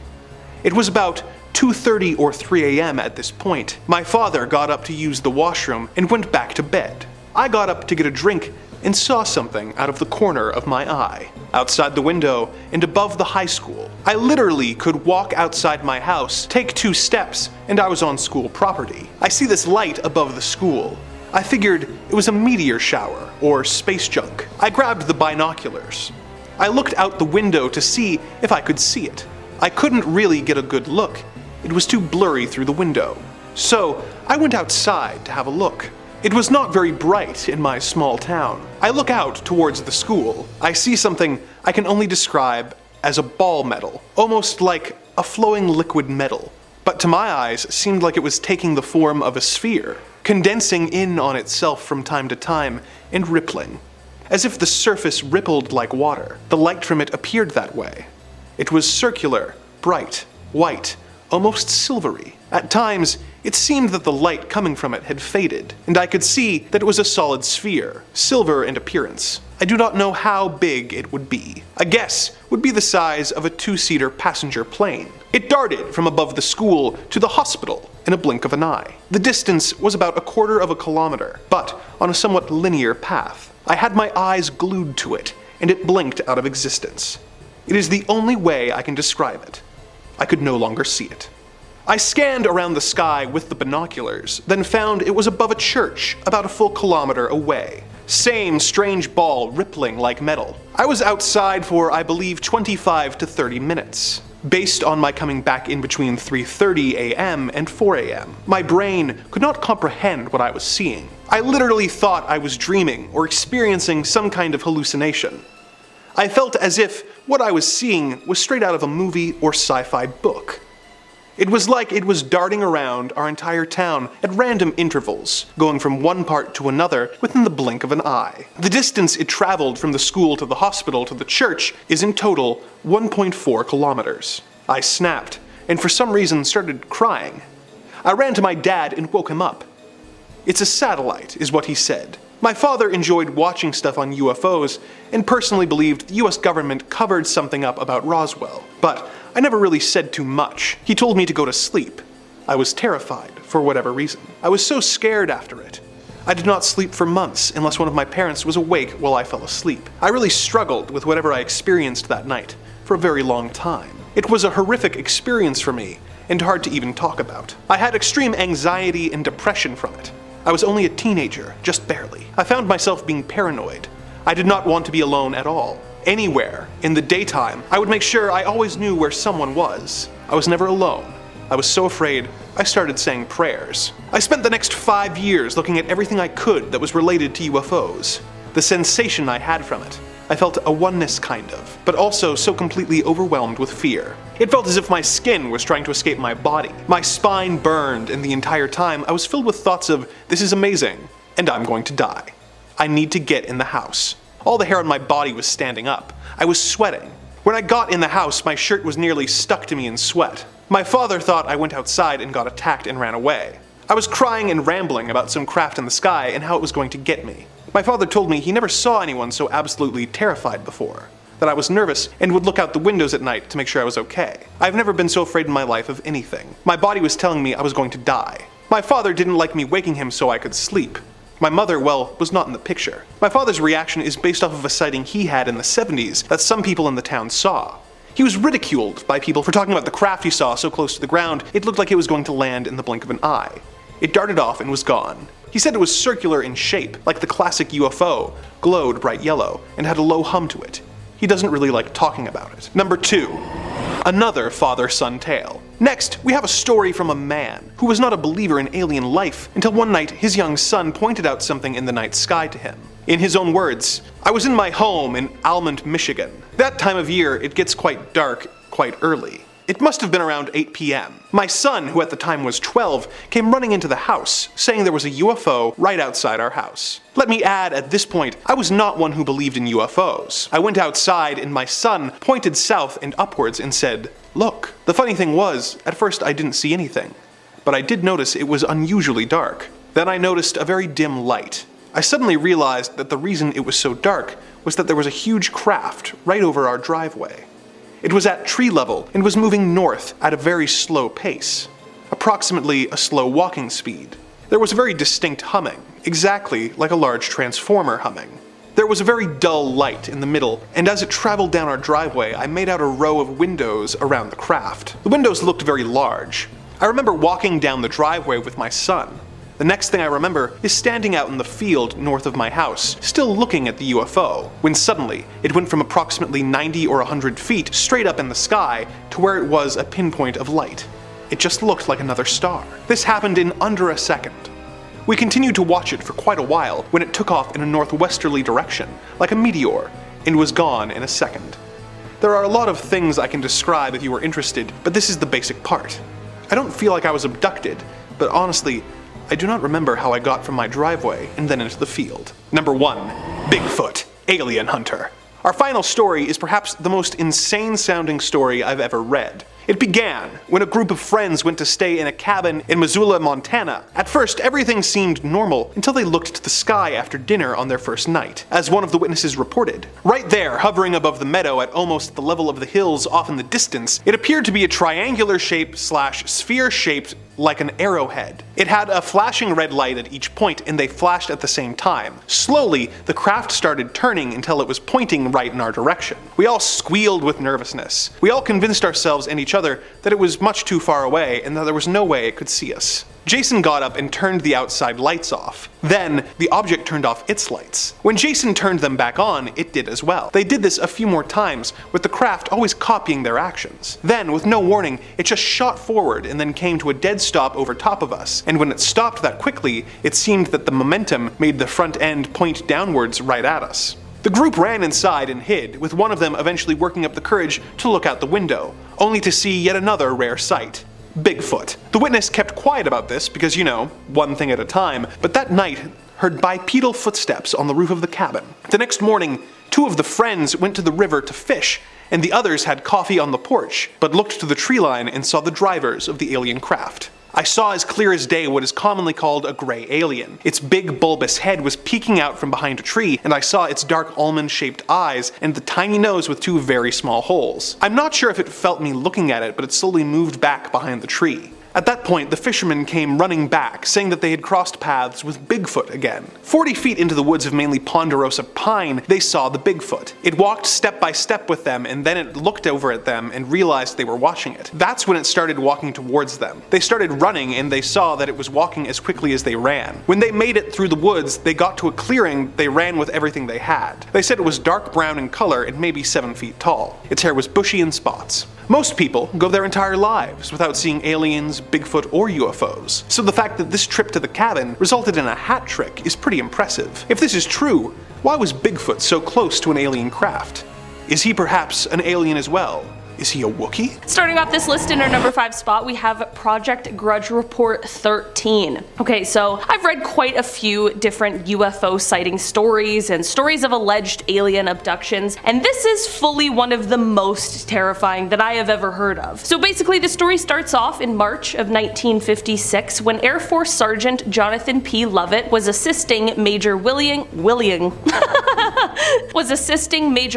Cunningham in the White Sands Missile testing grounds near Holloman Air Force Base in New Mexico. The pair were out searching for debris from a recent rocket test when Major Cunningham heard a loud scream. His first thought was that Sergeant Lovett had been bitten by a snake, so he went around to help aid his partner when he allegedly saw something he never expected. He recounted seeing the sergeant being dragged away by some sort of long serpentine arm that had wrapped around his legs. Whatever this creature was, it was connected to a hovering silver disc that was in the air about 15 feet away. The major stood there in horror as he watched this creature and the sergeant retreat into the craft, which then rose vertically into the sky. Of course, he radioed for help, and while he was taken to the hospital for observation, search teams were sent out immediately. It wouldn't happen until 3 days later that they would find the body of Sergeant Lovett, only 10 miles from the site where he was said to have disappeared from. The autopsy performed on him later also only raised more questions than answers, as his body was severely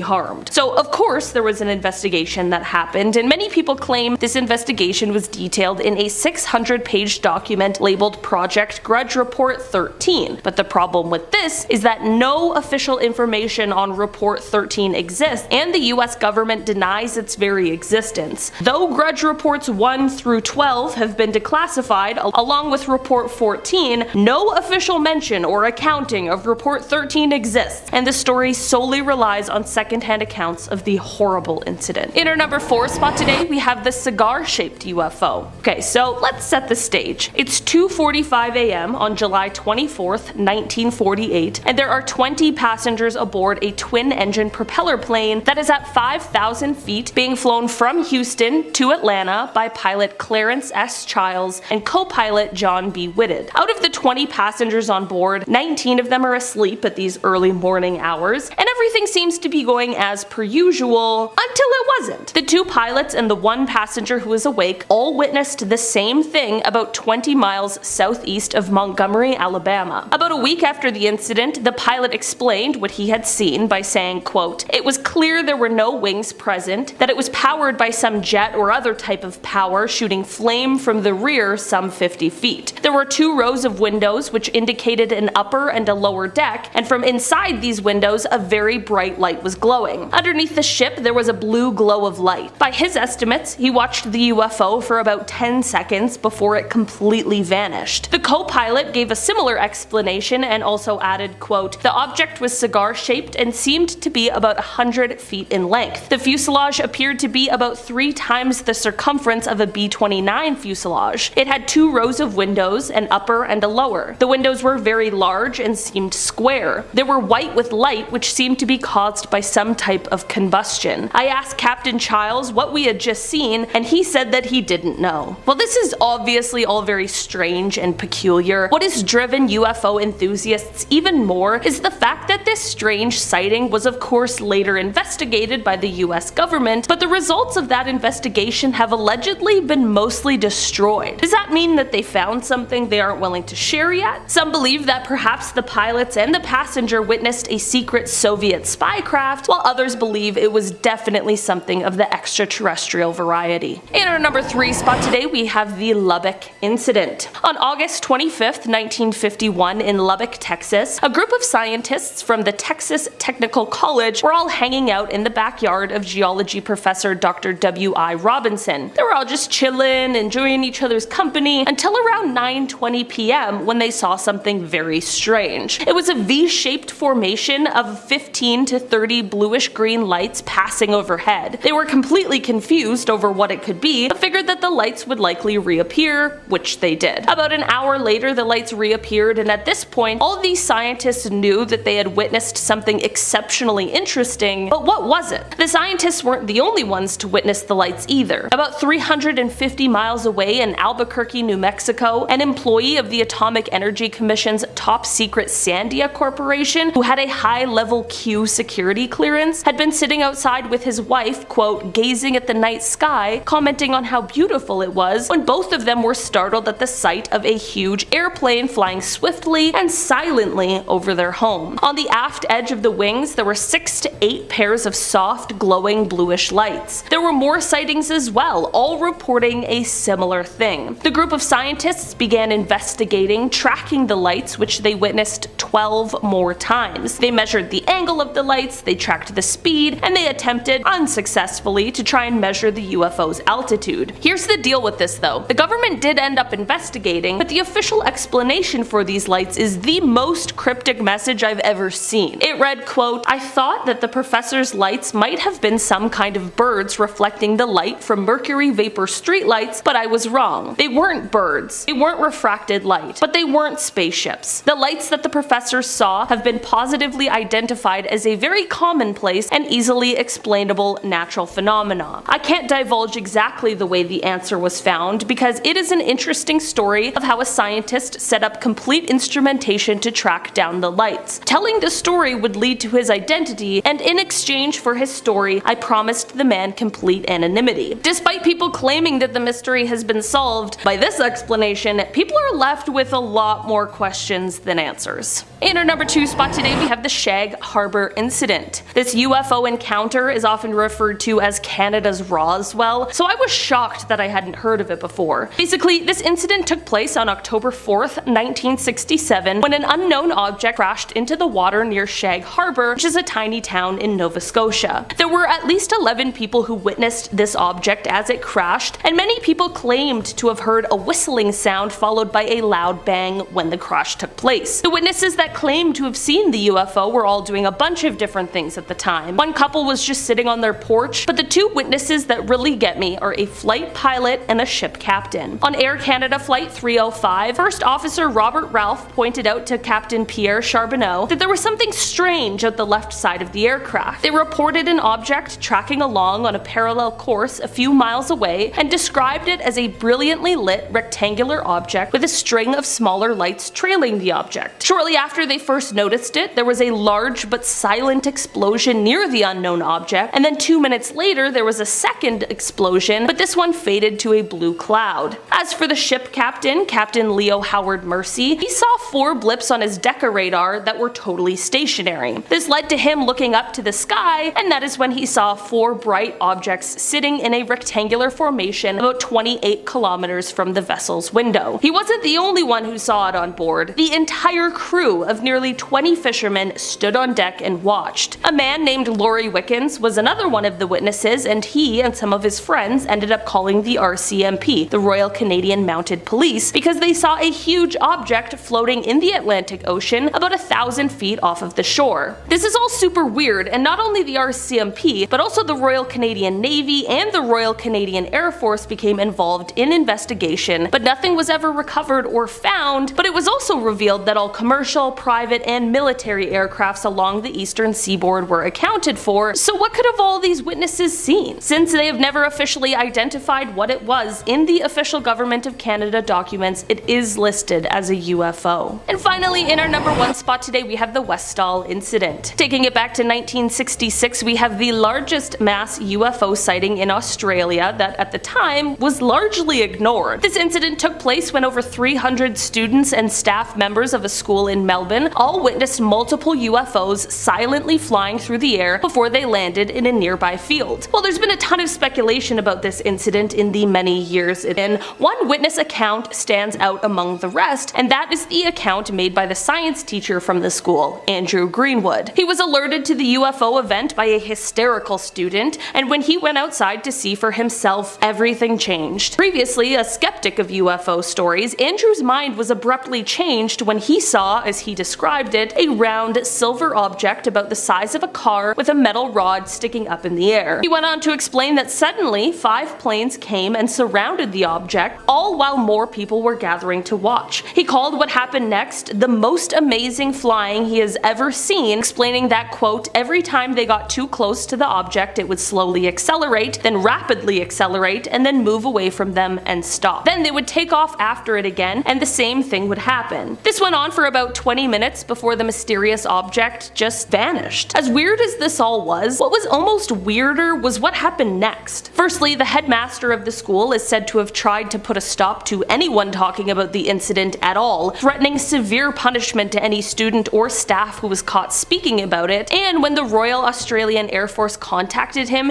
he refused to talk to them at all about it. There have also been stories of witnesses getting visits from people warning them not to speak of the incident. Andrew explained, quote, when he asked the physical education teacher to describe what she had seen herself so that he could compare it with his own observation, she just wouldn't say anything. Another witness who did talk to Andrew and described what she had seen in great detail, just 30 minutes later refused to speak to him and wouldn't say a word. Was this because of the threats from the headmaster, or was something else going on here? This is definitely one strange UFO story that leaves behind a lot of questions. Number 5. Alien Gate Crashers. Our first story comes from a man in Zimbabwe who was asleep one night when he woke up to see an alien craft that seemingly had no trouble passing through solid objects. This is his recollection of the event. My name is Johan Reitman, and I farm near Feathersdorp, 150 kilometers from Harare. I am 31 years old. On the 5th of February, I woke up from a bad dream just after midnight, when I heard a car go past. I got up and looked out of the bedroom window, which faces the front of the farm. I watched as 2 cars passed each other, a strange sight, as there are usually few vehicles to be seen, and none at night. One car pulled into my gate, and I thought immediately, oh no, those guys are coming to pinch my new engine on the borehole. I rubbed my eyes and face to make sure I wasn't still asleep. I looked at the car again. It was long and wide, and made a low humming sound. I could see lights at the back, a row of red lights, and a front light which shone high enough to illuminate the treetops. This car or object stopped at my gate for a good 30 seconds and then drove on as if the gate had been opened, and that was it. It was gone. I took my torch, my rifle, 4 farm workers, and my dogs, and we went out to the gate. Despite the fact that it had just rained, there were no tire tracks or human tracks on the road. As we approached the gate, I could feel heat coming up from the surface of the road, a really oppressive heat radiating from the ground. Even my ears felt flushed with heat, and my workers and I were soaked with perspiration. It was about 12:30 by then, so when we found nothing further, we all went back home. It was only the following morning that it occurred to me that when we reached the gate, it was closed. This meant that the car had disappeared through a closed gate because they had been watching it when it disappeared, and the gate hadn't moved. The next day, I sent one of the farm workers to fetch some sheep who were lost in the bush, and on his way back, he said he saw an object straddling the road. By the time he reached the spot, it was gone, but strangely enough, the sheep would not walk over to the area where the object had been. Instead, they divided around it. Number 4. A UFO crash in Greece. Our next report comes from Georg and Panteloas, who interviewed the witnesses of a UFO crash in Megas Platanos in Greece. The following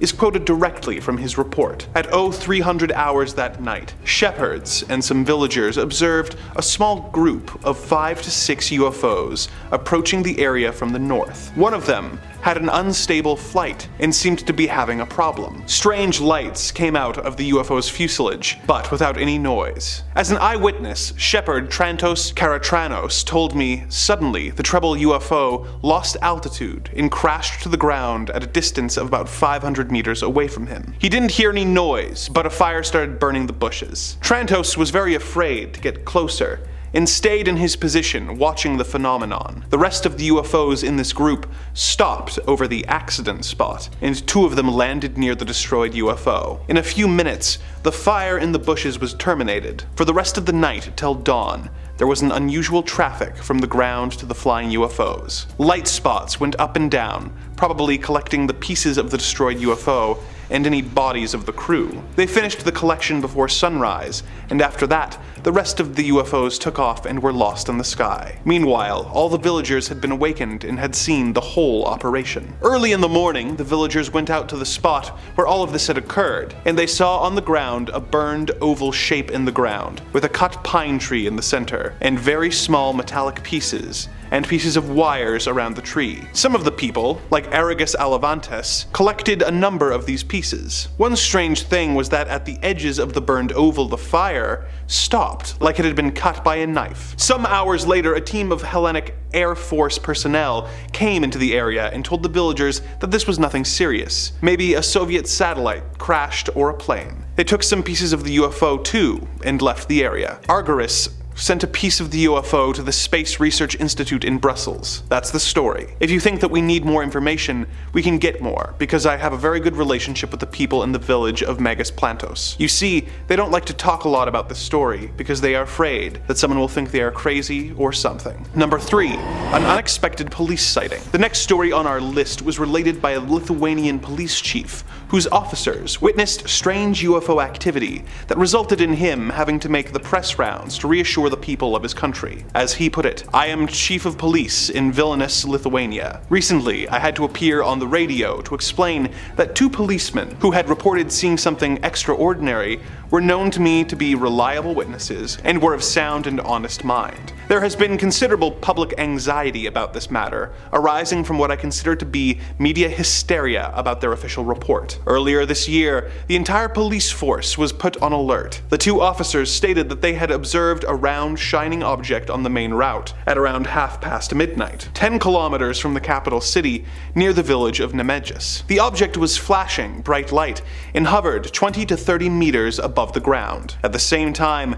you could hear a strange sound, like electricity crackling, they said. The 2 men approached the UFO after watching it for almost half an hour. When they were some 50 meters from it, the object started to move upwards and away from them into the air, then accelerated towards the town. At that point, an alert was put out, and van loads of Rapid Reaction Force police and tracker dogs arrived on the scene, but the UFO had disappeared. We conducted official tests on the area's ground composition, measuring the air's radiation, and took sound recordings. The grass in the area for 10 meters around where the UFO was reported to have been sighted was visibly flattened. Number 2, a Swedish abduction. Our next tale is from a Swedish man who was walking home one night when he suddenly saw a strange light that seemed to instantly transport him to his destination. The following is his story in his own words. Call me Anders. In early March, I left a local election celebration and decided to walk home, about 5 kilometers away. I had a few glasses but was still sober. It was a starry, moonlit night, and I decided to take a shortcut that led over a hill. As I was climbing, a bright light came from behind, which I thought was a fast car. I moved off the road onto the grass verge,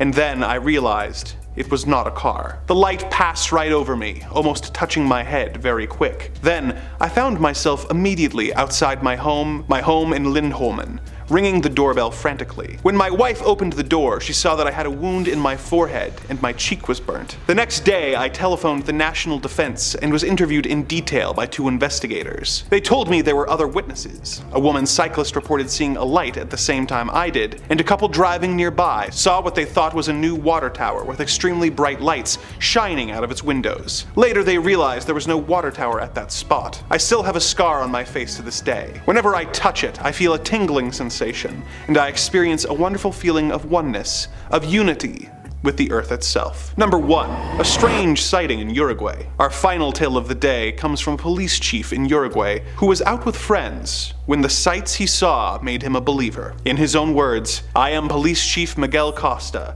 in charge of the force at Melo, Uruguay. On March 10th, I was driving with 2 friends, Armando and Maria Pasa, along a gravel road near Tacuarembó, when a huge oval disc loomed out of the early morning darkness. It was enormous and gleaming, with yellow and orange lights. I stopped the car and purely on impulse flashed the headlights. All of a sudden, the UFO appeared to hesitate and zigzag up and back, as if answering our call. When I started up again, it was following us. I again stopped the car and flashed my lights. Again, the UFO appeared to waver in reply. We drove on once more along the twisting road, and the UFO stayed with us, always about half a kilometer away. This went on for almost 50 kilometers. That's when the strangest thing of all occurred. We were all glued to the windows, watching as the disc suddenly shot towards the ground as if it was going to crash. It stopped 50 to 100 meters from the Earth, and we could clearly see its round,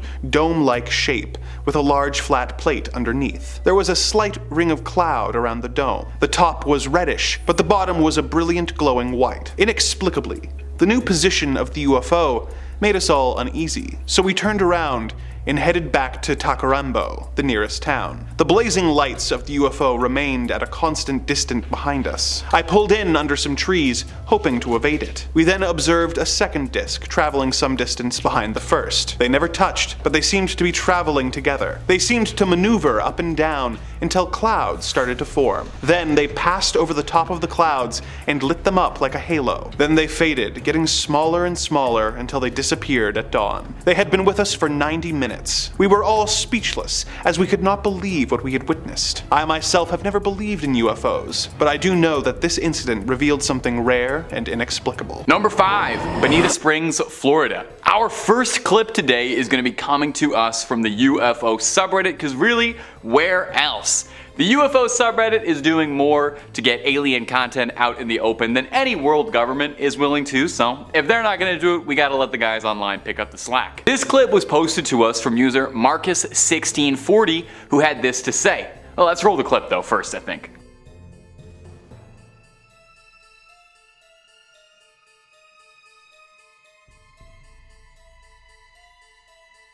I was working in my garage, which is about 100 feet west of this camera location, doing the things you do to keep the wife happy. The sky's clear, and out the corner of my eyes, I see this bright ball getting bigger and bigger. It was really bright and then faded away fast. It wasn't a meteor, and I checked planes live, nothing was close. I'm in Florida, so this stuff is pretty common, but this was weird, and no noise. Now in the clip it can be a bit hard to see, so I'll guide you through this, definitely as well because it isn't black and white, which does take away some of it. But we see a bright light up in the sky that comes into frame, hovers around a little bit, it kind of seems like it's scoping out the situation, and then flies out of frame after, I guess, it decides there's nothing happening.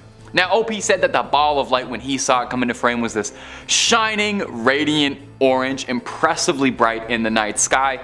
Obviously, that doesn't translate super well, so we have to use our imagination just a little bit, you know, close your eyes and imagine it's bright and orange. Wow, what a lovely shade you used. Now some speculation in the comment section of Reddit had people wondering if possibly this could be something like space debris burning up on re-entry, or a satellite reflecting the sunlight down to Earth for but a second. Pretty difficult to tell from here, but that's the way it goes with the paranormal sometimes. Nothing can ever be so easy, and would we really want it to be? I think we should have to fight for it just a little bit. Fight to get the truth out there. And as usual, my friends, if you're looking for more UFO sightings and content, I have a pretty good idea of where you can find more of it. We've got 8 parts worth of UFO sightings from 2023 alone.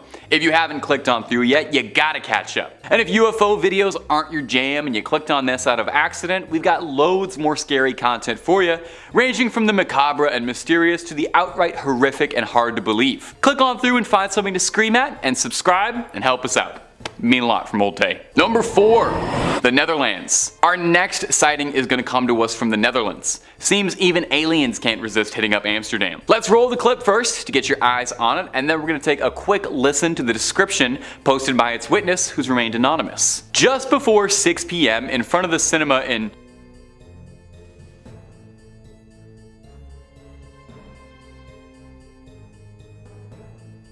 Scheveningen? There's no way I'm pronouncing that right. I noticed this object. While viewing this object, it almost did not move at all. In the entire 20 minutes I was there, the object floated very slowly once to the left and right, and then twice up and down. The shape remained exactly the same throughout. The size remained the same, regardless of whether or not this object moved up, down, left, or to the right, and there were no lights to be seen on it. Everything was completely black, and it looked like there was a smudge in the sky. In terms of height, this is unfortunately impossible for me to estimate. But there were several people who, like me, took photos and videos. The object was visible for about 20 minutes. Now the video we've included was pretty short. In fact, those 10 seconds were all that was in that video anyway. But when that video was posted to Reddit, it was corroborated by a few other sources who had all seen the same thing and posted similar videos. Meaning, this isn't some CGI trick, or if it is, a lot of people are in on this conspiracy. So what do we think this could possibly be? The usual suspect of it being a strange blimp or a balloon is always a possibility, and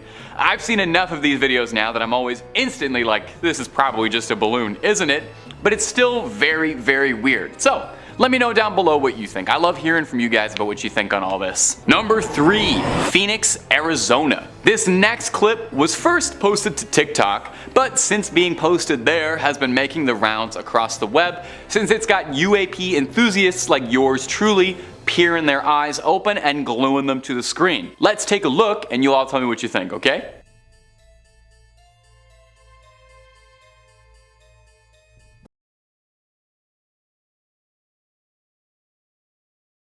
Now whatever is going on in there is definitely odd. That much I can say with absolute certainty. There's something up there in the clouds that's floating above almost menacingly, maybe that's just me, and it's flashing a light brightly, and I swear it almost looks like it's turning invisible over and over again. The thing seems to be slowly moving across the sky in a way that makes it look like it's scanning the surroundings. Naturally, commenters went a bit wild with this clip, speculating like I am now. Some suggested that this could be something like hyper advanced military technology being tested out in the field, which would definitely be exciting, and honestly, more probable than not, I feel like there's a lot the government don't tell you about what they're working on. The CIA themselves even said that they think most alien sightings in the 50s and 60s were just reports of the U-2 spy craft. Others suggested that this could be something as dull as a civilian drone being flown around in the sky with a lighting rig attached for no other purpose than to drum up attention and get some TikTok views. But do you really think someone would do that? Someone would go on the internet and just lie for attention? I don't know. Meanwhile, more than a few people on the original TikTok were very convinced that this was a proper UAP alien sighting and could have been an alien visitor caught on tape. Comment section, I'm going to toss this one over to you as always. Me, personally, I'm a little inclined to believe this might be a boring one. This could just be a drone. Just because I'm not so sure that our alien visitors would give themselves away so easily by attaching lights to their crafts and letting themselves get identified so easily, but maybe that's what they want us to think. So I'm curious what you all think it could be. Number 2, Scotland. This next clip is going to be coming to us from Scotland. I like when we have UFOs all across the globe, you know? It makes it seem like we're all in this together. It was originally posted on the UFO subreddit as well. I'll roll an excerpt of the clip and then I'll walk you through the context that the user provided additionally with it. Let's roll it.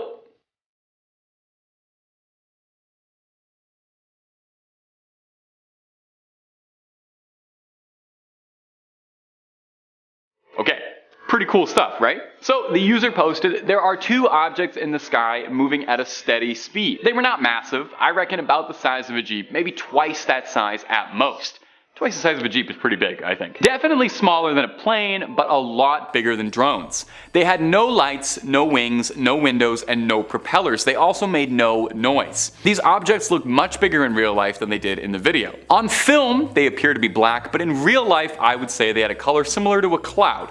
Not quite white, but not quite gray either. They looked to be spheroid or tic-tac shaped, and they looked solid and metallic. They seemed like they had smoke coming out of them sometimes, but it was hard to know if that was just them moving through the clouds, causing an effect that looked like smoke. In terms of height, they were flying about twice the height of a typical city building, definitely lower than a plane would have. Also, may I just say, as someone who watches a lot of UFO clips, to be able to find one that is clear as day, filmed on a high quality camera, recorded for a good amount of time, and also had a lot of context provided, put this thing in a museum. That is 1 in a billion. I don't even care if these things aren't aliens. Those 3 qualities are more exciting than aliens to me. Now, when this clip was posted to Reddit, there were a few people speculating that these could be balloons, despite the original poster pointing out that they thought the things were emanating smoke, so it's, no pun intended, a bit up in the air what these things might be. We get reports of cuboid or tic-tac like UFOs a lot in this video series, which does make me think there's something suspicious going on if so many people report on similar objects like that, but we still don't have any answers. I hope we get there someday. I know the truth is out there. Number 1, Hollywood. Our final entry for this video is going to come to us from Hollywood. Even aliens like the tourist hotspots. Let's roll the clip and I'll add the commentary and speculation afterwards, because this one's a good one. There's a reason I saved it for the last.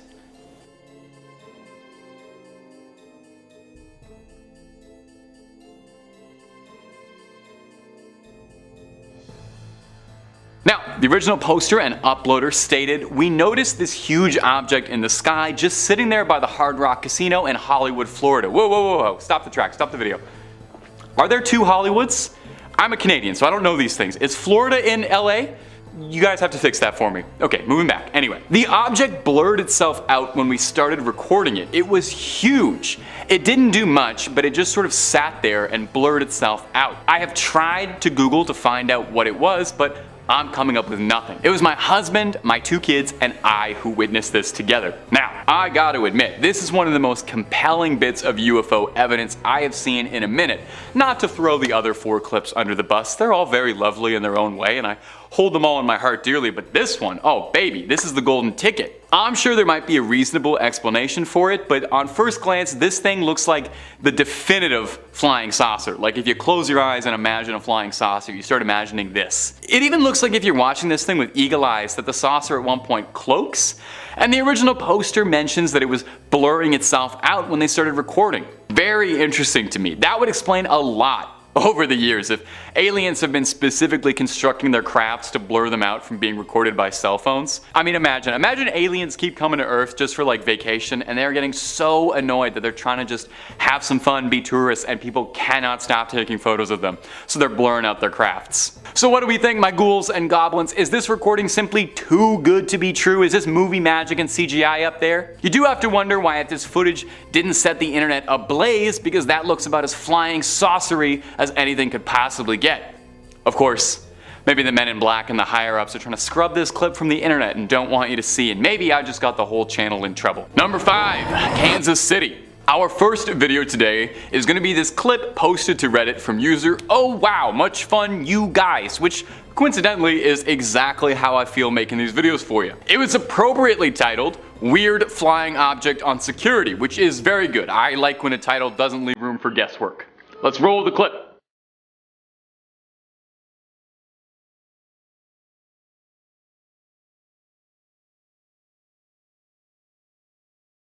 You see that?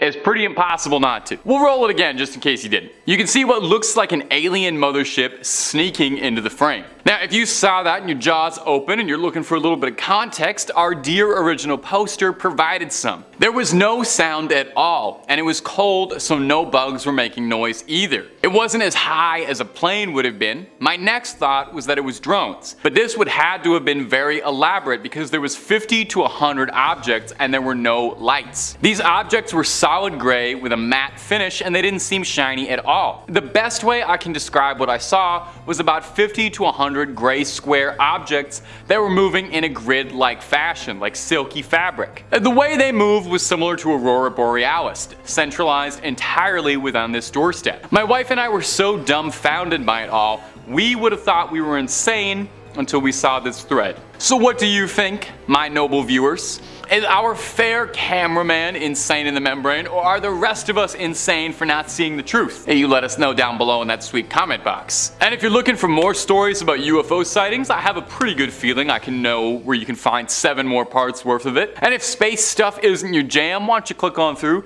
because we got something scary for just about any topic you can think of, and then some. So click through, hit subscribe and that bell, and don't miss a single scream. But do all that after this video, okay? Keep watching this one. We worked hard-ish on it. I worked hard-ish. Alright, moving on. Number 4, Israel. Our next clip comes to us from Facebook. You know, good to have one that's not from the UFO subreddit. Try to diversify a little. It was captured in Hadera, Israel, and it features something truly shocking. Let's roll that clip and take a look for yourself.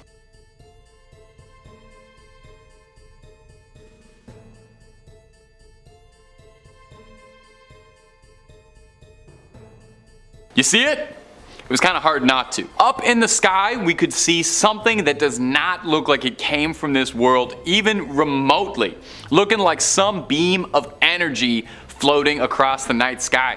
In fact, I'll be honest, it doesn't look much like a spacecraft to me. As far as unidentified aerial phenomena go, this thing is definitely living up to its name, since it's up in the air and I have genuinely no idea what's going on here, and I like to think that I know a thing or two about UFOs at this point.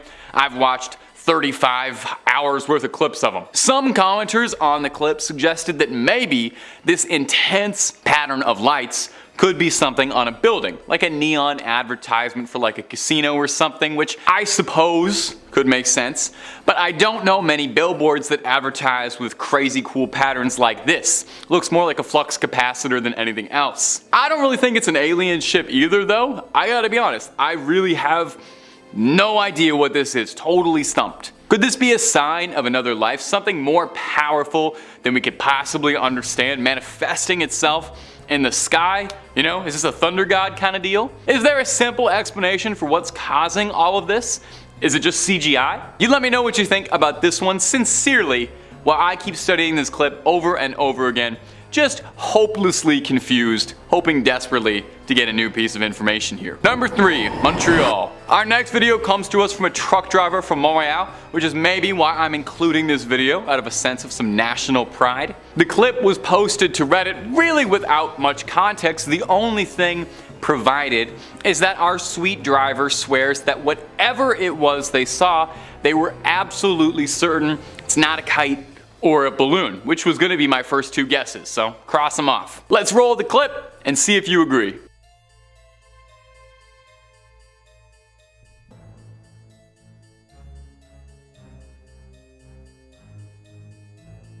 Pretty weird, right? You saw it, right? We can play it again if you didn't, but I hope you did. Take a real good look up in the clouds to make out that strange gray oblong just floating along. Whatever is following this driver as he makes his route is definitely weird. It's got no flashing lights or no quick dashes to hyperspeed, but it's not really got the silhouette of an aerial vehicle. It doesn't look like a plane or a drone or anything. At first glance, it does make some sense why you might think it's a balloon. Definitely a lot of people on Reddit thought it might have been a balloon. There were also several Redditors who, when the clip was posted, argued that this was a border patrol blimp, which I had never seen one before. So if you're seeing one for the first time as well, let me introduce one of the silliest shapes we've ever put inside the sky. What did I just call it? A border patrol blimp? Ridiculous looking thing. So what do we think out there, my top 5 scary gang? Is this clip full of hot air? Or could this be a sign of some unknown visitors in the sky telling us that we should keep on trucking? Our next clip, number 2, Rome. Our next clip comes to us from Reddit as well. It's a very short clip, but hey, sometimes the short ones are the best ones, you know? Keep it short and sweet and all that. Let's let the clip do the talking here, and let's roll that clip. We liking this? We liking the roll thing?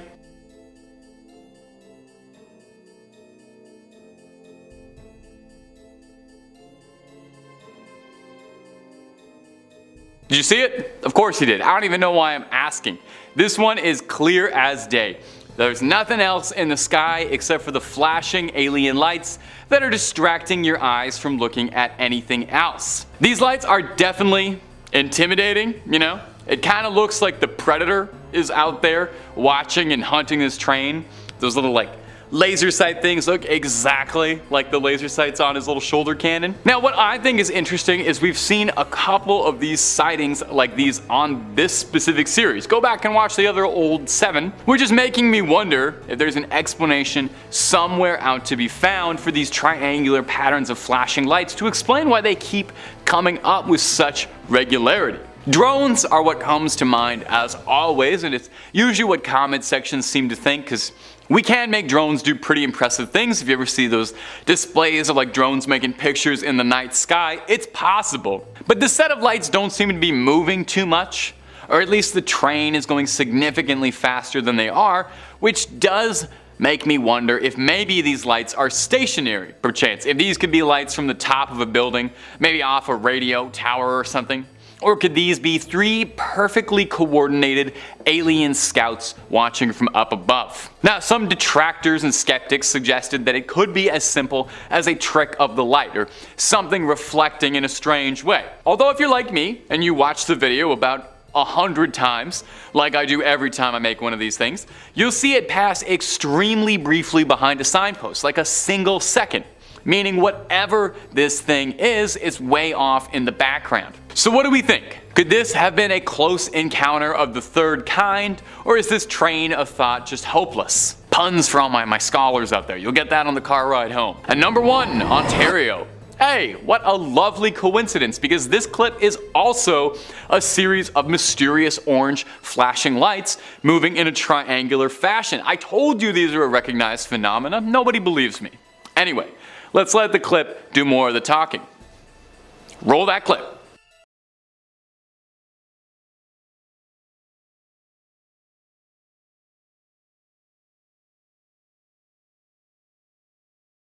Did you see it? Those flashing lights shooting across the night sky like they were on a mission? Looks like an incredibly similar thing to the sighting from the previous video. I promise you I didn't arrange it like this intentionally. That just happened.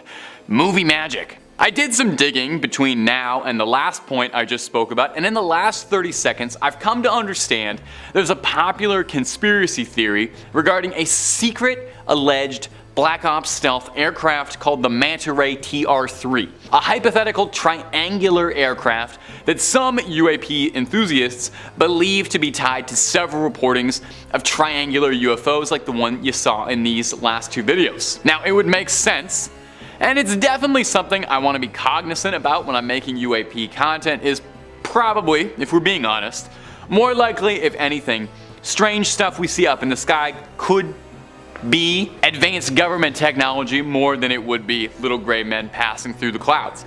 In fact, the CIA themselves believe that over 50% of reports of all unidentified aerial phenomena throughout the 50s and 60s were merely people sighting the U-2 spy plane while it was being tested and believing that that's what they were looking at. But, you know, if you're watching part 8 of this series and you're still believing what the CIA tells you, I can't help you. But is that what's happening here? Are we just seeing spy crafts up above? It does beg the small question, why would a spy craft whose aim is to literally fly under the radar unnoticed have glowing lights giving away its presence? But I don't know. I don't design secret spy planes. I just talk about glowing lights in the sky at great lengths. Number 5, El Cajon, California. Our first clip today comes from the beautiful Californian city of El Cajon. Let's take a look at something strange that was spotted in the sky that's got the locals talking. This clip was captured and posted to Reddit by user Exporius. Oh, Exporius, that's fun to say. Say that at home if you haven't yet. Let's take a look at the clip first. Pretty interesting stuff, huh? Definitely something that makes you want to take another glimpse. When it was posted to Reddit, Exporius sounded off in the comments and offered a little bit of context as to what was going on. Here it is. 3 black spheres appeared overhead my apartment complex in the afternoon in El Cajon, California. The objects were unlike balloons, rotating rotating around each other and seemingly unaffected by the wind. My partner, who you can hear talking in the background about UFOs, agrees that the shapes were moving in an odd formation relative to the wind. They were also flickering in the sky, disappearing in and out of visibility, not at all like the metallic reflection of a Mylar balloon. The objects disappeared shortly after my girlfriend made me stop filming to go inside. Suddenly, the spheres whipped around about 90 degrees and vanished. Oh, his girlfriend made him stop filming to go inside. Imagine we had the perfect evidence of UFOs, but somebody had to stop filming because they had to go unload the dishwasher. Anyway, Explorius finishes off by saying, "Very strange. I have no idea what these are." And neither do we. This clip garnered a lot of attention in the subreddit where it was posted, getting people chatting about what it could possibly be, although with anything like this there were a fair share of skeptics. Some dismissed the sighting as being nothing more than a flock of birds moving in on a particularly strange triangular fashion, while others suspected it could have been drone. What is a bird if not a feathery drone? So what do we think, my fair viewers? Something worth writing a UAP report on, or was this something a real bird brain posted? You let me know down below, okay? And while I've got you, if you're not already subscribed to Top 5 Scary, now would be a great time to fix that mistake. We got loads of UFO clips. I mean, we're on part 7 of this series. You know we got UFO clips. Storytelling, cryptids, monsters, mythologies, terrible stories, stories too good to be real, and stories too real to be good. Stay subscribed, don't miss a scream, but keep watching this video first, okay? Moving on. Number 4, from a pilot. Our next clip was posted by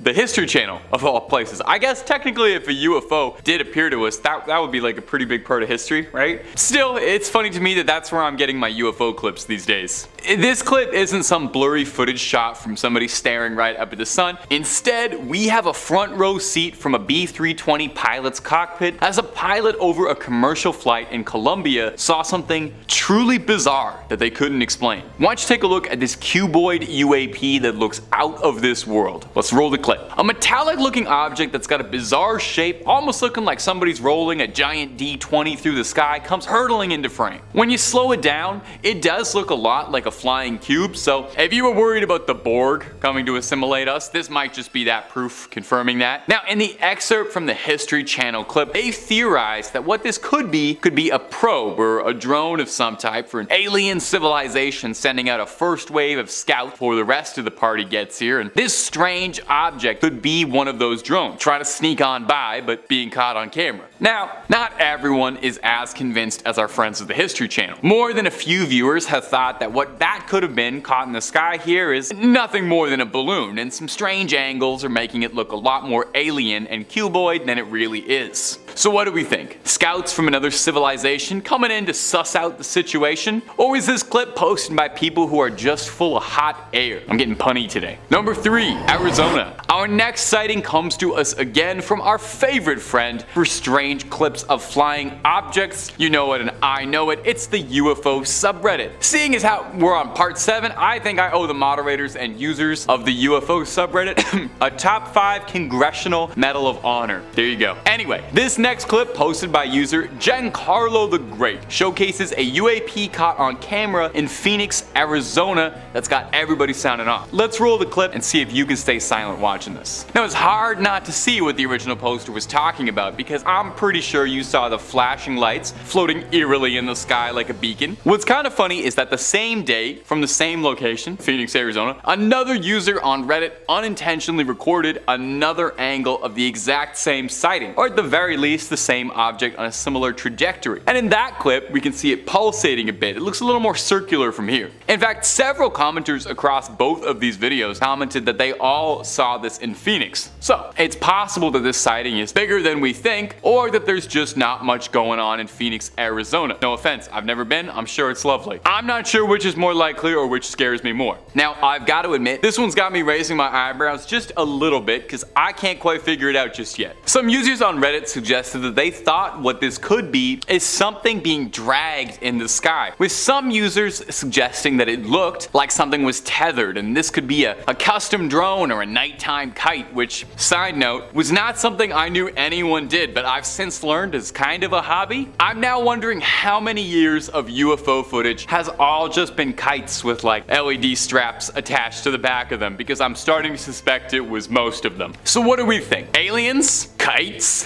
Either is possible, really. Number 2, Metapod. Our next clip comes to us from Instagram with the pretty funny caption, Metapod strikes again. You'll see what I mean in a moment. But I will say, this is basic stuff. Everybody knows Metapod can only use harden. 0 out of 10. Go back. Do a lap. Now, we've featured clips from this particular UAP or style of UAP before on this channel, maybe the brand or whoever manufactures these crafts, so it's fitting that the caption is Metapod strikes again. Well, this particular thing baffled me the last time I talked about it, and it's baffling us again all the way here, so here it is one more time. Let's roll that clip for you. Now, a quick aside for my viewership who aren't big gamers out there, Metapod is a Pokemon that's shaped like a cocoon, and I can definitely see where this Metapod comparison comes from. That's definitely what this creature looks like some sort of strange cocoon. It seems organic to me in a very weird way, you know? As if unlike a lot of other UAP sightings, this thing is something that's actually alive on its own. It almost looks like it moves a little, you know? Like it wiggles just a little bit, like it's got a little jiggle to it. Are you following me with this? I also feel like it looks a bit like a floating beehive. Maybe this thing is kind of like a Rorschach test. You see what you want to see. Now, the fact that this thing keeps popping up with different sightings definitely has me very curious as to what it could possibly be. Also, if there's any Rick and Morty fans out there, I swear this thing has like the exact same silhouette as the giant head that appears in the Get Swifty episode that asks humanity to show it what it's got. Maybe that's why this thing keeps coming back. We haven't shown it what we've got yet, and nobody has performed Get Swifty for it. So maybe get on that, and maybe we can appease this thing. Number 1, Sean Cahill. Our final clip for us today comes to us from Sean Cahill, a UAP enthusiast and a former Navy serviceman who is a veteran of 20 years, who in his retirement has become a decently big name in the UFO community as we set out there to look for the truth. Why don't you take a look at this clip he posted on Twitter and see if you can spot the UAP hovering up above. They'll circle it in red too, don't worry. Now we get a beautiful look at a mountain range, looks like a Windows XP background, and something very strange floating slowly moving across the horizon. Something flat looking like a disc, looking like a real classic flying saucer looking thing, straight out of the movies. Now, at first glance, it's definitely got my attention because it's not often you get UAP clips that are this broad in daylight and this clear in view. I'm used to somebody shaking it around like they put their phone in the drying machine. Number 5, the boys' school sighting. Our first story comes to us from a teacher at a boys' school in India who took some of his young students stargazing one fateful night when they saw something unexpected flying through the sky. As he put it, "My name is Kanan. I'm a teacher at a boys' school in the village of Mayapura, West Bengal. Last week, I saw something that was what you would call a UFO. It was about 8 p.m. I was sitting outside under the stars with some of the boys. I looked up and saw this very bright blue light overhead. It started from there and it was moving very fast. Then, when it came directly overhead, it seemed to slow down and then stop. It had a tail at the back that started small and became bigger, and very clearly there was a solid object in front of that. It was not at all like a star or a satellite, and it was not very high. I was already staring at it when one boy said, 'What is that, Pradhu?' And then the other boy said, 'What is that? What is that?' We all got up and were looking at it. There were 6 of us. 5 boys and me. My wife was in the kitchen cooking something, and she came out too because we were all shouting. So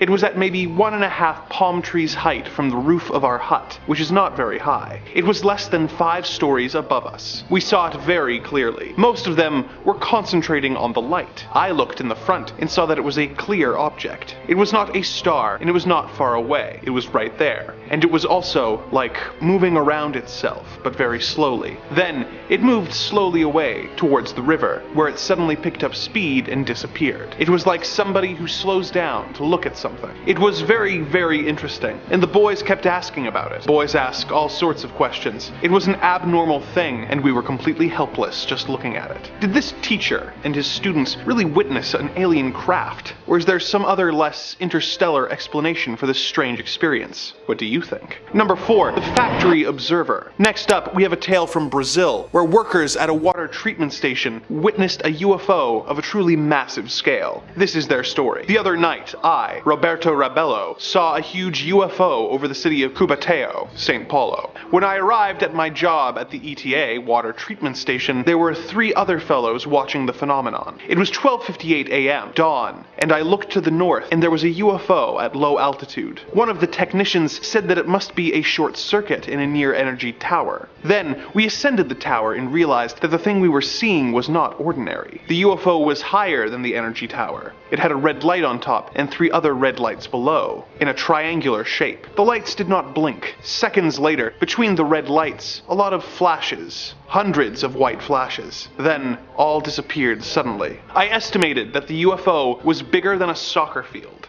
Then, suddenly, once again, the UFO appeared, just like the first time. But this time, when the flashing lights had turned off, from the UFO, another object, like a yellow ball, came out, which flew in the direction of the COSIPA, a food factory. But the big UFO itself was no longer visible. Again, suddenly for the 3rd time, the UFO appeared, and this time we were able to see a shadow behind it, something triangular. Finally, the UFO moved away in the east direction, passing over the factory. The sighting lasted 20 minutes and was seen by 4 of us technicians. Why are UFOs hovering over our water treatment plants and food factories? Is this part of their studies on our species, or are they seeking out our weak points in preparation for a sinister invasion plot? Let us hope we never have to find out. Number 3, UFO stalker. Our next story is from Germany and tells the tale of a man and a woman who were out for a drive when they looked to the sky and saw a strange craft that seemed to take strange interest in them. As the husband told it was dark and cloudy, no moon, no stars. When we were driving by car through the village named Fredelschla, when my wife glanced at the sky out of the side window, she saw something dark suddenly covering the sky over our car. I drove the car and watched the road, so I saw nothing at this time. 1 minute later, a big rotating object flew down the hill over the meadow and crossed the road just over our car. We only saw the lights, which were in 2 concentric circles. About 10 in the outer, 7 in the inner. The diameter was about 50 meters. There were no colored lights. All lights were white and as bright as the headlights of a car. The rotation speed was about 1.5 rotations per second, so it wasn't easy to watch a single light. The diameter of one light was about half a meter. The object flew at a height of 10 to 20 meters over the fields to a wood, turned by changing its inclination, just like an airplane or helicopter has to, in order to do a flying curve. It quickly returned back to the road to stop beside our car and fly at the same speed, 100 kilometers per hour. It lifted up, changing its inclination to me so I could see its amazing size. 2 seconds later, it flew over the car to the other side and turned with the same movement to fly over the car again. This repeated 5 or 6 times on our way. Okay, this wasn't all, but should be enough. There was no sound or noise, except the motor of the car. There was no smell. The radio was turned off. The maximum speed of the object was about 400 to 500 kilometers an hour. The observed acceleration 2 to 3 G. I know my speed, 100 kilometers an hour, know the points where the object crossed the road and the distance between these points, and I calculated the rest. It's impossible that this was a projection on the cloudy sky. When I looked out the side window, I couldn't see the sky,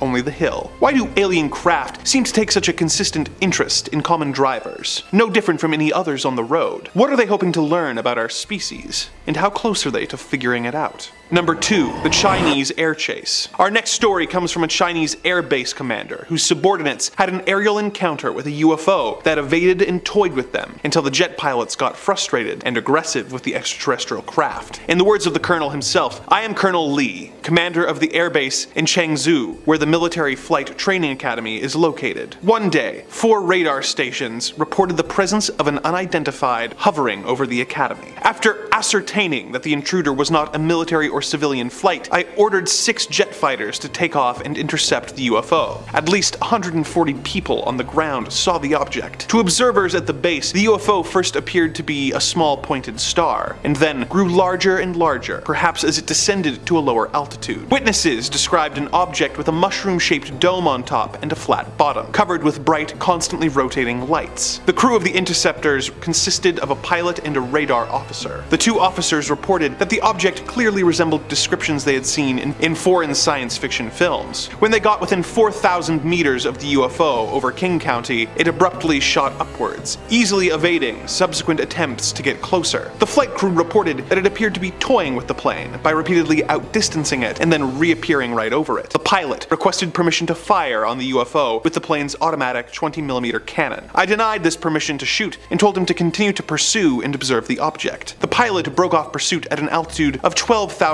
meters when the plane began running low on fuel. The UFO then apparently disappeared before I could order additional planes to be sent to the area. Why was this alien craft toying with the Chinese military? Was it simply a cosmic prank, or an assessment of the country's combat capabilities in preparation for a potential invasion? Let us hope it doesn't come to that. Number 1. The Polish ambulance chaser. Next on our list is a story from a Polish doctor who was in an ambulance aiding a pregnant woman on her way to the hospital when the ambulance had a close encounter that came a little too close for comfort. As the doctor related the story in his statement, "I am Dr. B. Plasek. In February, a woman named Mrs. Pluta who was pregnant began to experience labor pains and the ambulance was called. She and I, plus the driver and stretcher bearer, were traveling along deserted country roads when we encountered, quite suddenly at 3:15 a.m., a huge crimson globe that came out of the sky and paced the ambulance for about 45 minutes. As we were a team of professional medical workers, our first concern was for the safety of the mother and baby, and we considered the UFO a distracting threat. For this reason, we did not get very emotional at the time. However, when we came to a level crossing, the two attendants in their hut were simply shaking with fear at the sight. We had to halt because the road was blocked by the huge crimson ball. To be more specific, this is what I believe we saw. At first, all of us in the ambulance saw the globe as a big red ball in the sky, some distance away. It looked larger than the full moon and was dark crimson in color. It immediately descended to the treetop height and hovered about 500 meters from the ambulance. 1 second, it hung in the sky at about cloud level. The next, it was seen hovering between two trees on either side of the road in the middle distance. All of us sensed the globe's ominous approach as it cruised towards us at a very low height, following the road. I was always aware that it was never exactly in the sky, but probably not very high above the ground at any time. As our ambulance approached the level crossing, so did the globe, and we each stopped there. The globe was less than a meter above the surface of the road. I got out to speak to the crossing attendants. I said, "Can you see what I see?" They said, "We've been observing it for some time." I went to the ambulance and told the others they cannot help us at all. They're trembling with fear.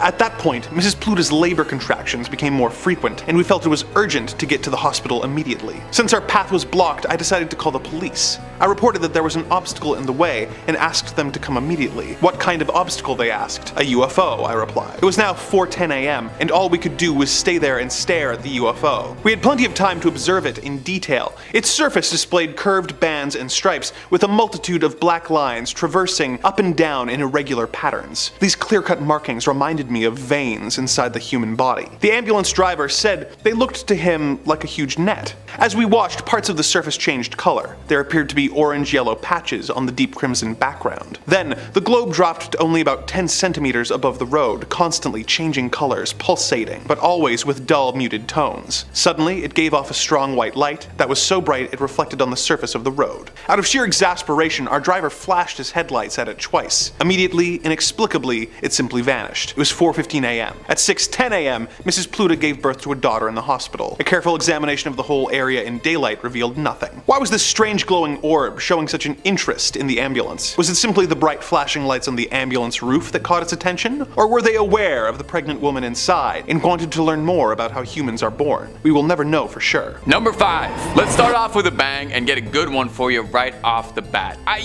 like to save these ones for last, but with this compilation, pretty much all of the sightings I've found for you today are winners. This clip is short and sweet, so let's play as much of it as we can. Posted to Twitter from the account UFO Twitter. From what we can make out, we see something barreling through the skies at top speeds, looking faster than just about anything any human tech could put out. It's got a bit of like a football shape to it almost, and I'll shout out my favorite comment on the video underneath, which says, "Looks like Uncle Rico finally threw that football over the mountain." Little Napoleon Dynamite throwback for you. Whatever it is definitely looks weird. You know, it looks to me more like it's possibly some hyper-advanced spy craft or military drone than it could be any weather balloon. Having watched it roughly 30 million times over, pausing every frame like I'm a CSI investigator and I'm pressing my nose right up against the monitor, I noticed that there's a white curved surface on the black shell of the craft, almost looking like it could be a dome for a pilot. I can't make it anything on the inside, of course, but it does give off the impression that the craft is manned,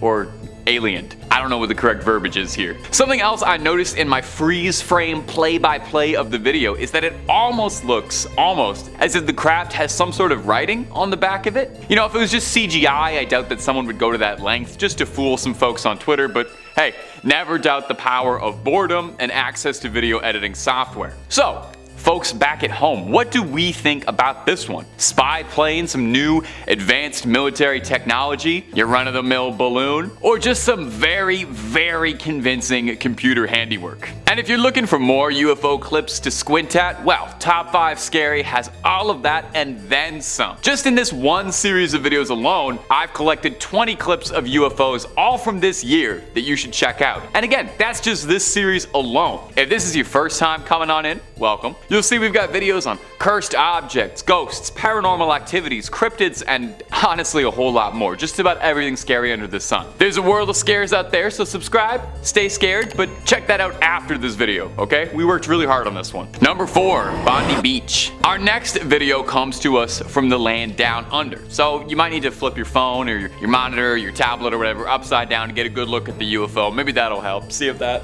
gets it there for you. Caught on Bondi Beach by TikTok user DJ Just, we've got a pretty clear view of something strange flying across the beautiful blue Australian sky. Now in this clip we can see something shiny, round, and reflective making its way up there, tailed behind by a black helicopter. Looks to be kinda small, maybe the size big enough for one person or maybe 3 or 4 little green men depending on how compact they are. I want to know if that helicopter is a coincidence or if it's responding to this UAP, you know, coming in to recover it, make contact. Now commenters on the video suggested that it could very well be a weather balloon passing through, and it's definitely likely. That's what it turns out to be like 99.9% of all UFO sightings. But if it was a weather balloon, you know, surely it would have been shot down during that little welcoming party where we were shooting down weather balloons all over the globe, right? Kidding. Another commenter suggested kind of reasonably that it could be a plane because there is a military base fairly close by to Bondi Beach, which would make some sense. Might even explain that helicopter coming in near the end there. Unfortunately, this clip is a little more zoomed out than some of the other ones on here, so it's not the easiest to say what's going on here, but I kind of feel like that's half the fun with UFO clips, isn't it? You know, trying to figure out what's going on. It's like a little guessing game. Let's hear what you all think down there. Is this aliens trying to touch down in Sydney? Or just something perfectly reasonable? I know which one I would infinitely prefer it to be. It's the aliens, in case you were wondering. It's aliens. Number 3, Canada. I had to include this next clip. I just had to. Yes, it's a very cool clip, but mostly it was taken from my hometown. Mississauga, baby! No one famous has ever come from there, so there might be a halfway decent chance I could be Mississauga's biggest star as I spend my days endlessly watching the stars. Enough talk about the Greater Toronto Area's greatest borough. Let's take a look at some more UAP clips. Coming in next is a clip posted to Reddit, simply titled, "Weird Object Seen Flying Over Mississauga," and it is hard to disagree. Why don't you take a little look-see for me? I mean, look at it. I don't know what to tell you. I don't know what to say that just looking at it won't tell you. What on earth is going on here? What I love about this clip is that this one doesn't even remotely look like anything else I've seen in a minute. This doesn't look like a weather balloon or a flying saucer. I don't even know where you'd start describing this one, really. This one looks like it's a UFO Rorschach test, I think. You take a look at it and reveal some element of your personality. I kind of see a little spaceman, like a little Among Us guy, hovering around on a jetpack. The way it moves really gets me too. It seems erratic and alive, less like it's being controlled and more like something's fighting the controls here. Now, I always like to listen to both sides of every story when it comes to UFO sighting content, and one user in the comments here suggested that he was pretty certain that this was just a Mr. Peanut balloon being let loose, and I have to admit I kind of see it. I don't know if you want to throw up a photo of Mr. Peanut here. I just think it's absolutely hilarious if this UFO sighting is really just a sighting of a giant floating lagoon. I'll leave it to my commenters to decide. You're my best and brightest. How are we feeling on this clip? Is this something weird in the sky? Proof of travelers from beyond the stars experimenting with some new technology that we couldn't possibly understand? Bigger than any of us? Bigger than this galaxy? Or is this just a bit of advertising for a salty snack from the Planters Corporation? Either truth is horrifying. Number 2, best UFO clip. Our next video was posted to TikTok by the user UFO Tracker. Good, we need somebody tracking that. And the caption says it's the best UFO sighting caught on camera. It's definitely pretty good, I'll give him that. But I'm putting it at the number 2 spot if for nothing else to keep UFO Tracker humble. You know, I want to keep you working hard. But for what it's worth, this is definitely a great clip. Why don't you take a look for me? We can see a flying saucer type looking UFO floating around in the sky, almost looking a bit like a perfect sphere. You know, it looks like it's got a glowing light in the middle. If anyone out there is an Apex Legends fan, immediately I said it looks exactly like a cargo bot, and you should consider shooting it down for some loot. And someone in the comments said the exact same thing, so hey, gamer minds think alike, or however that saying goes. Just as it seems like we might be able to get a good glimpse of whatever is happening up there in the sky, a fleet of what looks like a bunch of military vessels show up, presumably just to take care of what is just a weather balloon, right? Now, a lot of people in the comments on this one were more skeptical than usual, I noticed, with most of the commenters suggesting that this was either a balloon or a drone. One of the comments posted bemoaning how good CGI is getting, saying, "I don't believe anything I see on video anymore." Another one saying, with how good CGI is getting, it's harder and harder to tell the real from the fakes. I mean, I get it, we are getting pretty good. I'm not even a real person, I'm just an AI generation that does these videos for you. This clip does look pretty fantastical. The only trouble is I couldn't really find a location of where this was happening. If this was footage of one of those strange objects that have been shot down recently over the sky in the US or not, who knows? Maybe this footage was absolutely never meant to be seen, and I just got the whole office marked for surveillance, as if we're not already. My Google search history is enough to have me on like 4 different agency watch lists. It's nothing but alien videos, skinwalkers, Bigfoot sightings, and recommendations for local frozen yogurt places. And number 1, above the Pentagon. Now, you know I try to save the best for last for you guys. So here's one that I thought really stood out. I like to give you guys a little reward for sitting through the video. Good on you. Someone was recording driving down near Washington, D.C., and they spotted something incredibly bizarre moving through the clouds by the Pentagon of all places. It's hard to make out at all what's happening here, but in the clouds we can see something gigantic, like behemoth size. Almost looking like a pyramid or an Imperial Star Destroyer floating through the clouds. It seems too as if it's almost like cloaking in and out sometimes. Maybe I'm just crazy, maybe I'm too tired, maybe I've had too much coffee or not enough. But man, I love a UFO clip where while you're watching it, you just scratch your head and throw your arms up and go, yeah, I have absolutely no idea what's going on here. That could definitely be aliens. This giant cheese wedge shaped thing in the sky certainly raises some eyebrows. It's way too big to be a drone. It's way too triangular to be a balloon. So just what is it, eh? Something about it being near the Pentagon too also sets off more than a few alarms in my head. Could it be that, you know, whatever this is trying to make contact with the people who'd be most likely to be reaching out? What's interesting too is triangular UFOs actually come up way more often than you think. I'd say more than flying saucers even. As someone who's seen maybe, 30,000 UFO clips in my lifetime, that's a rough estimate, I can tell you a lot of the really, really good ones and encounters describe these big triangular ships like this. Now, commenters on this video were fairly stumped, with most just agreeing in amazement that whatever this was that was being caught on camera was definitely head-turning. A pretty funny comment that stood out for me on this one was someone asking, if you saw this, why wouldn't you pull over? More important than whenever you were going. I kind of agree. Maybe we could have had the perfect UFO evidence footage if the driver was just willing to stop in the middle of the highway and get out and start recording.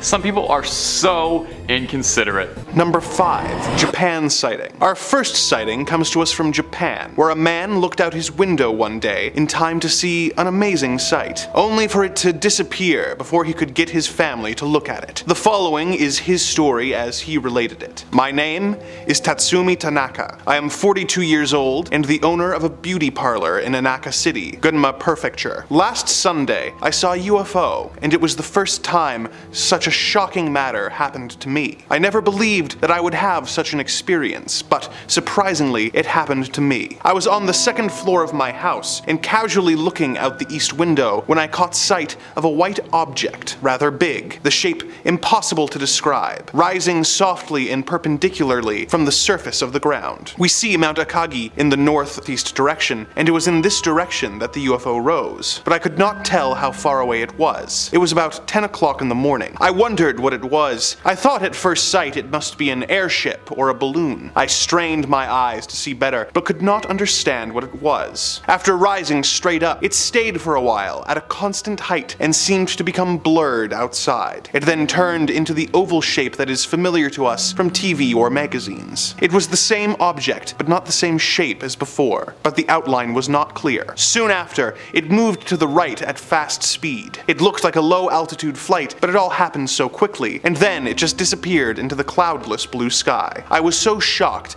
I fell out of my mind. This thing was so huge, but it disappeared just in a moment. I tried to explain what I saw to my wife and child who were right beside me, but I couldn't. I just pointed and could only shout out in surprise. My wife was very annoyed and said that everyone cannot see UFOs, only some people do and some don't. By then it had disappeared. I was so excited that I went outside with my daughter and searched the sky. But it was too late. I still can't believe I have had such an experience. I will never forget that movement and that speed. Something beyond common sense. It means to me that things exist that we don't understand. Number 4, New Zealand. Next, we have a story from New Zealand where a woman was enjoying a nice day in her yard when she saw a craft unlike anything she'd seen before. This is her story in her own words. My name is Edith Perkins. At 8:30 p.m. Monday, I was doing some chores in our backyard. This is in Bexley, just north of Christchurch, South Island, New Zealand. I saw something in the sky, like a capsule or cigar-shaped object. At first, it had a silver whitish body with a darker gray forked tail. While I looked at it, it was just overhead, seeming to be coming closer. I was facing west. The rounded edges, front and back of the object, called my attention to it initially. Its size appeared to be 10 centimeters long if held at arm's length. I suppose it was about 30,000 feet high, but it seemed very puzzling that there was no jet trail behind it. So, I went indoors to fetch a pair of 7x35 binoculars. My husband joined me and our home care nurse. As we three watched, a very bright light completely covered the object. It did not happen as a flash of light. It seemed to start up and then finish with a burst of light. I was seeing a different rear design on the craft with a forked end to it, and the color was now dark gray. Another burst of light occurred, and the object presented a rim all around the craft, with either intermittent colored lights on the rim, or else the rim was composed of rotating colored lights. These were in tones of reddish-orange. This object then flew out over Pegasus Bay towards the northeast. Number 3, Papua New Guinea. Our story from Papua New Guinea involves a young man whose entire community was brought to a chilled hush when a strange craft came to town for a closer look at humanity. As he put it, "My name is Alex James. I live in Pilla Pilla Community, New Guinea. About 7 p.m. last Tuesday, I went with 4 friends to Pilla Pilla Community School for rugby practice. We were going back to our village after dark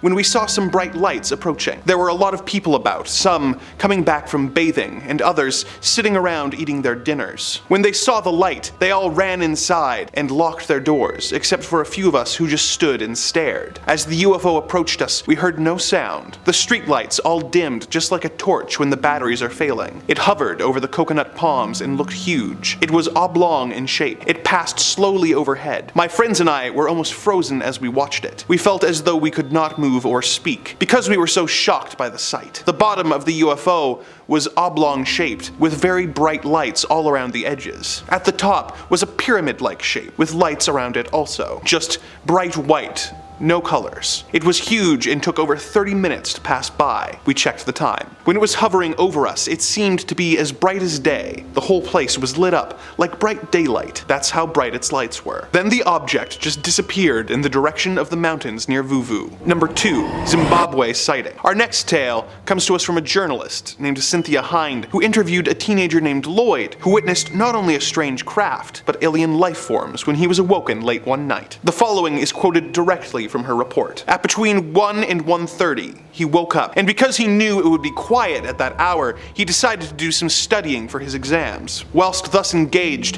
he heard a clicking sound. It continued for some minutes, so Lloyd decided to check what it could be. He opened the front door and looked outside. He could hear the sound coming from up the road, and when he glanced in that direction, he witnessed something very strange. He quickly went outside and hid behind a hedge to get a better view. He was able to observe a small figure about 1 meter high, with a head like a rugby ball, dressed in white overalls. On its back, the creature had a small satchel, attached to which was an aerial with a flashing red light. Lloyd was terrified. He told me he was asphyxiated with fear and ran back into the house, jumped into bed, and covered himself with his blankets. He slept fitfully for the rest of the night. At 6 the next morning, he went to look where the creature had walked and found several footprints which he could not identify and which he attributed to the creature. When he arrived at school, he told his friends about seeing a ghost in the night, but one of his friends suggested that it was a UFO. Lloyd is now under the impression that the creature is called a UFO. Number 1. Australia sighting. Our final tale of the day comes from a man by the name of Patrick Knowles. He was on a road trip with his family when they discovered a close encounter more terrifying than he could have possibly imagined. In his own words, it happened on January 20th. My mother, 2 brothers, and I were driving from Perth to Melbourne. We were going to drive straight through in shifts, and we planned to cross the desert at night when the heat wasn't so bad. By 2:30 a.m., we were in the Nullarbor Plain. We stopped for petrol and switched drivers. Sean was driving, and I was in the front seat next to him. The road was empty. Suddenly, we saw a bright yellow light up ahead, and Sean slowed down. As we got closer, the yellow light seemed to be emanating from an egg-shaped object hovering just above ground level. We thought we might be seeing things, but then a caravan passed, going the other way, and it swerved sharply to avoid the luminous egg. The closer we got to it, the more we realized it wasn't a normal vehicle, or a road signal, or anything like that. Sean swerved to avoid it, and we continued on, leaving it behind. Suddenly, the object started towards us. It appeared to accelerate with tremendous speed. We drove on, and it literally chased us. The faster we went to get away from it, the faster this object went after us. I reckon we reached a speed of 125 miles per hour, but it caught up in a matter of seconds. Then Sean made a sudden U-turn and headed back west in the direction of the petrol station. The UFO also turned around. I don't know how the hell it was flying, because it didn't have any wings or anything like wings. It just kept coming after us. Sean made another fast U-turn, heading back towards Melbourne again, but the UFO turned as well and kept pace with the car. In the back seat, everyone was scared. The dogs started barking and whining. Then, suddenly, we were hit. It shot a beam of light out and punctured our back tire. The back tire was on fire. We started sliding across the road. I realized if we braked, we would have to confront the UFO, but Sean didn't have any choice. Then it landed on the roof of the car and picked the car up. It lit up the car like a microwave. The heat was intense. Our hair was standing straight up, and we felt really funny, like we were being dehydrated. It was awful, frightening, like our brains were being sucked out. My fear was that I would be pulled out of my body. I put my hand out of the window and touched something spongy that burned my hand. I thought we were going to die. You could actually feel the car rising in the air. The car began to fill with a thick black fog. It was so hot, and all this soot, this junk started covering us. Our voices started changing. You know how a tape deck sounds when the batteries start to go flat. That's what it was like. Then I passed out. I came to when I heard a tremendous noise like a bang, and our car suddenly dropped back to earth. Dawn was coming up. The thing just flew away, and that was the last we saw of it. I had to change the tire, and we tried to clean out the black soot. There were marks on the roof of the car. As soon as we could, we drove fast to the nearest roadhouse. We were too shocked to talk for a while. Then we realized we had lost a couple hours' time during the incident. We called the police. The funny thing was, they were already looking for us. Someone, maybe the people in the caravan we passed, had phoned the police anonymously. Their report states that they witnessed our car being picked up off the road and shaken violently. They noticed the car was covered in black ash. The police inspected our car and noted the ash, the bad smell, and the dents on the roof. They were convinced something had occurred. They took us to the hospital, where we were treated for burns and shock.